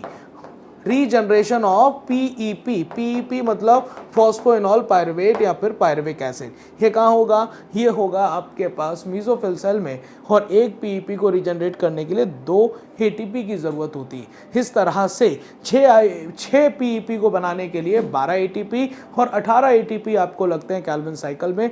Total C4 plant में एक ग्लूकोज को बनाने के लिए 30 एटीपी का खर्चा आता है। तो activity of rubisco bundle sheath cell में है, ठीक है, डीकार्बोक्सिलेशन भी हुआ है और केल्विन साइकिल भी वहीं चली है। आंसर आपके पास 193 का 4 होगा। बहुत अच्छा क्वेश्चन था ये। आगे देखिए हमारे पास लिखा है which compound are formed in both glycolysis and Calvin cycle. Glycolysis और केल्विन साइकिल में ऐसा कौन सा यहाँ पे कंपाउंड है जो दोनों में बनता है? तो ऑक्सैलो एसिटिक एसिड नहीं बनता, RUBP नहीं बनता, लेकिन PGA को कैसे भूल सकते हो, फॉस्फोग्लिसरिक एसिड बनता है। अल्फा कीटोग्लूटारिक एसिड भी नहीं बनता। आंसर आपके पास 3rd होगा। 194 के बाद 195 लिखा हुआ है statement 1 in a cell nuclear pore are the passage through which movement of RNA and protein molecules that takes place in both direction between the nucleus and the cytoplasm। बिल्कुल बात सही है। न्यूक्लियस के अंदर जो न्यूक्लियस की दोनों membrane जहाँ पर फ्यूज होती हैं वहाँ न्यूक्लियर पोर बनता है, और न्यूक्लियर पोर के जरिए ही कोई भी इंफॉर्मेशन, कोई भी चीज़, कोई भी प्रोटीन, कोई भी अदर मॉलिक्यूल वहीं से न्यूक्लियस से साइटोप्लाज्म में आएगा, वहीं से साइटोप्लाज्म से न्यूक्लियस में आएगा। ये बात बिल्कुल सही है। और normally there is only 1 nucleus. हाँ, इन जनरल सेल थ्योरी भी यही बात कहती है कि इन जनरल एक न्यूक्लियस ही पाई जाती है एक सेल में, लेकिन कुछ जगह पर ऐसा नहीं होता, वेरिएशन आपको देखने को मिल जाती है। उसका रीज़न होता है एंडोमाइटोसिस, कैरियोकाइनेसिस तो हो, साइटोकाइनेसिस ना हो, और ऐसी कंडीशन में एक सेल के अंदर कई सारे न्यूक्लियस ऑब्जर्व हो जाएंगे। इसी कंडीशन को हम सिनोसिटिक कंडीशन या सिंसाइशियम मतलब मल्टी न्यूक्लिएटेड कंडीशन कहते हैं। तो आपके पास दोनों स्टेटमेंट बिल्कुल सही। आंसर आपको 4 बनेगा 195 का। आगे देखिए फिर से स्टेटमेंट है, बढ़िया क्वेश्चन है। मैनी मेम्ब्रेन बाउंड मैन्यूट वेसिकल मतलब इसी को माइक्रोबॉडीज कहते हैं, called microbodies contains various enzyme present in both plant और एनिमल सेल। बिल्कुल बात सही है, और आपको पता है इन माइक्रो बॉडीज के नाम पर, जैसे कि स्फीरोसोम हो गया, ग्लाइऑक्सीसोम हो गया, परऑक्सीसोम हो गया, वो होंगे। फिर लिखा है centromere hold 2 chromatid of a chromosome. ये बात भी बिल्कुल सही है कि एक क्रोमोसोम के जो 2 क्रोमैटिड होते हैं, 2 क्रोमैटिड हैं, वो इसी से ही, मतलब इसी से ही कनेक्ट होते हैं, जो कि सेंट्रोमियर है ना। सेंट्रोमियर होल्ड करता है 2 क्रोमैटिड ऑफ द क्रोमोसोम, सही बात है। तो आपके पास बात दोनों सही हो रही है, तो आंसर 4 बनना चाहिए। 196 का क्या हो जाएगा, 4 हो जाएगा। और आपको ये बात भी पता है सेंट्रोमियर के बिहाफ पर हम क्रोमोसोम को बांट भी देते हैं। अगर मिड में सेंट्रोमियर है तो इसे हम मेटासेंट्रिक कहते हैं, स्लाइटली अवे है तो सब मेटासेंट्रिक, और अवे है मतलब एक्रोसेंट्रिक, और अगर वो टर्मिनल पोजीशन पर है तो उसे हम टीलोसेंट्रिक कहते हैं। आगे देखिए अगला क्वेश्चन 197 कह रहा है जनरल थंब रूल ये है कि रेट डबल और डिक्रीज हो जाता है by half every 10 degree centigrade temperature either direction. बिल्कुल बात सही है, आपने सुना होगा T डिग्री सेंटीग्रेड पर रेट अगर मान लें हम आ रहे हैं, तो अगर हम इससे 10 डिग्री सेंटीग्रेड को बढ़ाएं तो ये रेट 2R भी हो सकता है और R/2 हो सकता है। अगर घटाएं तो भी आपके पास यही देखने को मिलेगा कि आपका रेट 2R हो सकता है या फिर R/2। ये जनरल थंब रूल है, आपको लिखा हुआ है बायोमोलिक्यूल्स में एंजाइम से पहले। बिल्कुल बात सही है। Catalysed reaction proceeded at the rate vastly lower than, ये बात बिल्कुल गलत है। लोअर नहीं, आपके पास यहाँ पर इंक्रीज होगी, मतलब आपके पास लोअर नहीं होगा, हायर होगा। यहाँ पर समझ पा रहे हैं कि नहीं? कहने का मतलब ये है कि ये कह रहा है कि कैटालाइज रिएक्शन वास्टली लोअर होता है। बिल्कुल नहीं, कैटालाइज जो एंजाइम्स होते हैं, कैटलिस्ट होते हैं, वो रेट ऑफ रिएक्शन को बढ़ाते हैं, घटाते नहीं हैं। तो आंसर ये वाला स्टेटमेंट गलत है। पहला स्टेटमेंट सही, दूसरा स्टेटमेंट गलत। आंसर आपको सेकंड बनेगा 197 का। आगे देखिए 198 Inorganic catalysts work efficiently high temperature and high pressure while enzyme get damaged at high temperature says above 40 degree centigrade. आपको ये बात पता है कि एंजाइम जो ऑर्गेनिक कैटलिस्ट हैं, बायोलॉजिकल कैटलिस्ट हैं, वो हाई टेम्परेचर पर काम नहीं कर पाते, हाई प्रेशर पर भी काम नहीं कर पाते। कहते हैं कि 40 डिग्री सेंटीग्रेड के ऊपर टेम्परेचर अगर हम ले जाएंगे तो एंजाइम डीनेचर्ड हो जाते हैं, और एक बार एंजाइम डीनेचर्ड हो गया तो उसकी एक्टिव साइट गड़बड़ हो गई, जिससे वो सबस्ट्रेट को बाइंड नहीं करा पाएगा और रिएक्टेंट में नहीं बदलेगा, मतलब एंजाइम काम करना बंद कर देगा। लेकिन एक एंजाइम हमारे पास एक्सेप्शन के तौर पर भी प्रेजेंट है, जो आपको पता है, जो हाई टेम्परेचर पर भी काम कर लेता है। उसे हमने थर्मस एक्वाटिकस बैक्टीरिया से आइसोलेट किया है, जो थर्मल वेंट्स में रहते हैं, है ना। उसका हम कह सकते हैं नाम क्या है, उस एंजाइम का नाम है टेक पॉलीमरेज, है ना। तो लिखा हुआ दूसरा statement, an active site of an enzyme crevices और pockets into which substrate fit. बिल्कुल बात सही है, एक्टिव साइट या फिर क्रेविसेस वो जगह होती हैं जहां से सबस्ट्रेट बाइंड करता है। आपको पता है पहला स्टेप ये होता है कि एंजाइम सबस्ट्रेट से बाइंड करता है। फिर दूसरा स्टेप होता है कि एंजाइम सबस्ट्रेट को क्लोजली टाइट करता है, जिससे उसका शेप ऑल्टर होता है, और फिर पुराने बॉन्ड्स टूटते हैं, नए बॉन्ड का फॉर्मेशन होता है। और जब ऐसा काम होता है तो enzyme substrate complex enzyme product complex में बदल जाता है, और फिर एंजाइम अलग हो जाता है, प्रोडक्ट अलग हो जाता है। ये सारे स्टेप हैं कि एंजाइम काम कैसे करता है। तो ये तो आपके पास दोनों स्टेप सही हैं, स्टेटमेंट दोनों सही हैं। आंसर आपके पास 198 का 4 हो जाएगा। 199 कौन सी रिब ऐसी है जिसे हम ट्रू रिब्स कहते हैं? आपको पता है कि रिब्स हैं कितनी, 12 पेयर हैं। 12 पेयर रिब्स पाई जाती हैं, आपको पता है, जिसमें बात करी जाए फर्स्ट 7 पेयर की, तो फर्स्ट 7 पेयर जो होती हैं, फर्स्ट 7 पेयर जो हैं वो आपके पास जो होती हैं उन्हें हम कहते हैं ट्रू रिब्स। और ट्रू रिब्स का मतलब ये है कि डॉर्सल साइड वो वर्टिब्रल कॉलम से जुड़ी हैं और वेंट्रल साइड से आपके पास स्टर्नम से। लेकिन यहाँ पर जो आपके पास 8th, 9th, 10th ये आपके पेयर रिब्स जो होती हैं, इन्हें हम फॉल्स रिब्स कहते हैं। फॉल्स रिब्स क्यों कहते हैं? क्योंकि इनका कनेक्शन सिर्फ वर्टिब्रल कॉलम से तो है डॉर्सल साइड, लेकिन वेंट्रल साइड से इनका कनेक्शन स्टर्नम से ना होकर 7th पेयर्ड वाली रिब्स से होता है, इसी वजह से इसे हम वर्टिब्रोकॉन्ड्रल रिब्स कहते हैं। और लास्ट वाली 11th और 12th pair, 11th and 12th pair का कनेक्शन सिर्फ वर्टिब्रल कॉलम से होता है, इसी वजह से इसे हम फ्लोटिंग रिब्स कहते हैं। कौन सी रिब्स? Floating ribs. और फ्लोटिंग रिब्स का दूसरा नाम क्या होता है? इसे हम वर्टिब्रल रिब्स कहते हैं, क्योंकि इसका कनेक्शन सिर्फ वर्टिब्रल कॉलम से है। तो आपको ट्रू रिब्स कौन सी हैं? ओनली फर्स्ट 5 पेयर गलत, लास्ट 7 पेयर गलत, ओनली फर्स्ट 6 पेयर गलत। आंसर आपके पास 199 का फर्स्ट हो गया है। आगे देखते हैं, ये है आज का आखिरी question. Select the incorrect match. कौन सा मैच इसमें सही है? देखिए लिखा है myoglobin content is high red fibre. आपको पता है रेड फाइबर में मायोग्लोबिन कंटेंट ज़्यादा होता है, ऑक्सीजन को स्टोर कर सकता है, और इन्हीं को हम एरोबिक फाइबर कहते हैं। इनका कॉन्ट्रैक्शन तो स्लो होता है लेकिन लॉन्ग टाइम के लिए होता है, इसी वजह से इन्हें हम स्लो फाइबर भी कहते हैं। हम माइटोकॉन्ड्रिया के नंबर ज़्यादा होते हैं और सार्कोप्लाज्मिक रेटिकुलम कम होता है। तो आपको प्लेंटी ऑफ माइटोकॉन्ड्रिया आपको देखने को मिलेंगे रेड फाइबर में, सही है। लेस क्वांटिटी ऑफ मायोग्लोबिन आपको व्हाइट फाइबर में देखने को मिलेगा, और amount of sarcoplasmic reticulum very low in white fibre. ये बात गलत है, क्योंकि आपके पास व्हाइट फाइबर में सार्कोप्लाज्मिक रेटिकुलम ज़्यादा होते हैं। ये बात हुई आपके पास गलत। 200 में आपके पास 4th ऑप्शन हो गया है गलत। इसका मतलब आप लोगों ने देखा है ये नीट का FST है 58, है ना, और आपने 200 क्वेश्चन कर लिए हैं। आपने बायोलॉजी के भी सारे क्वेश्चन देख लिए हैं। आई होप आपको सारी चीज़ें समझ आई होंगी। पढ़ते रहिए, अपना ख्याल रखिए। 5 मई को पेपर है आपका और टाइम कम है। Thank you so much.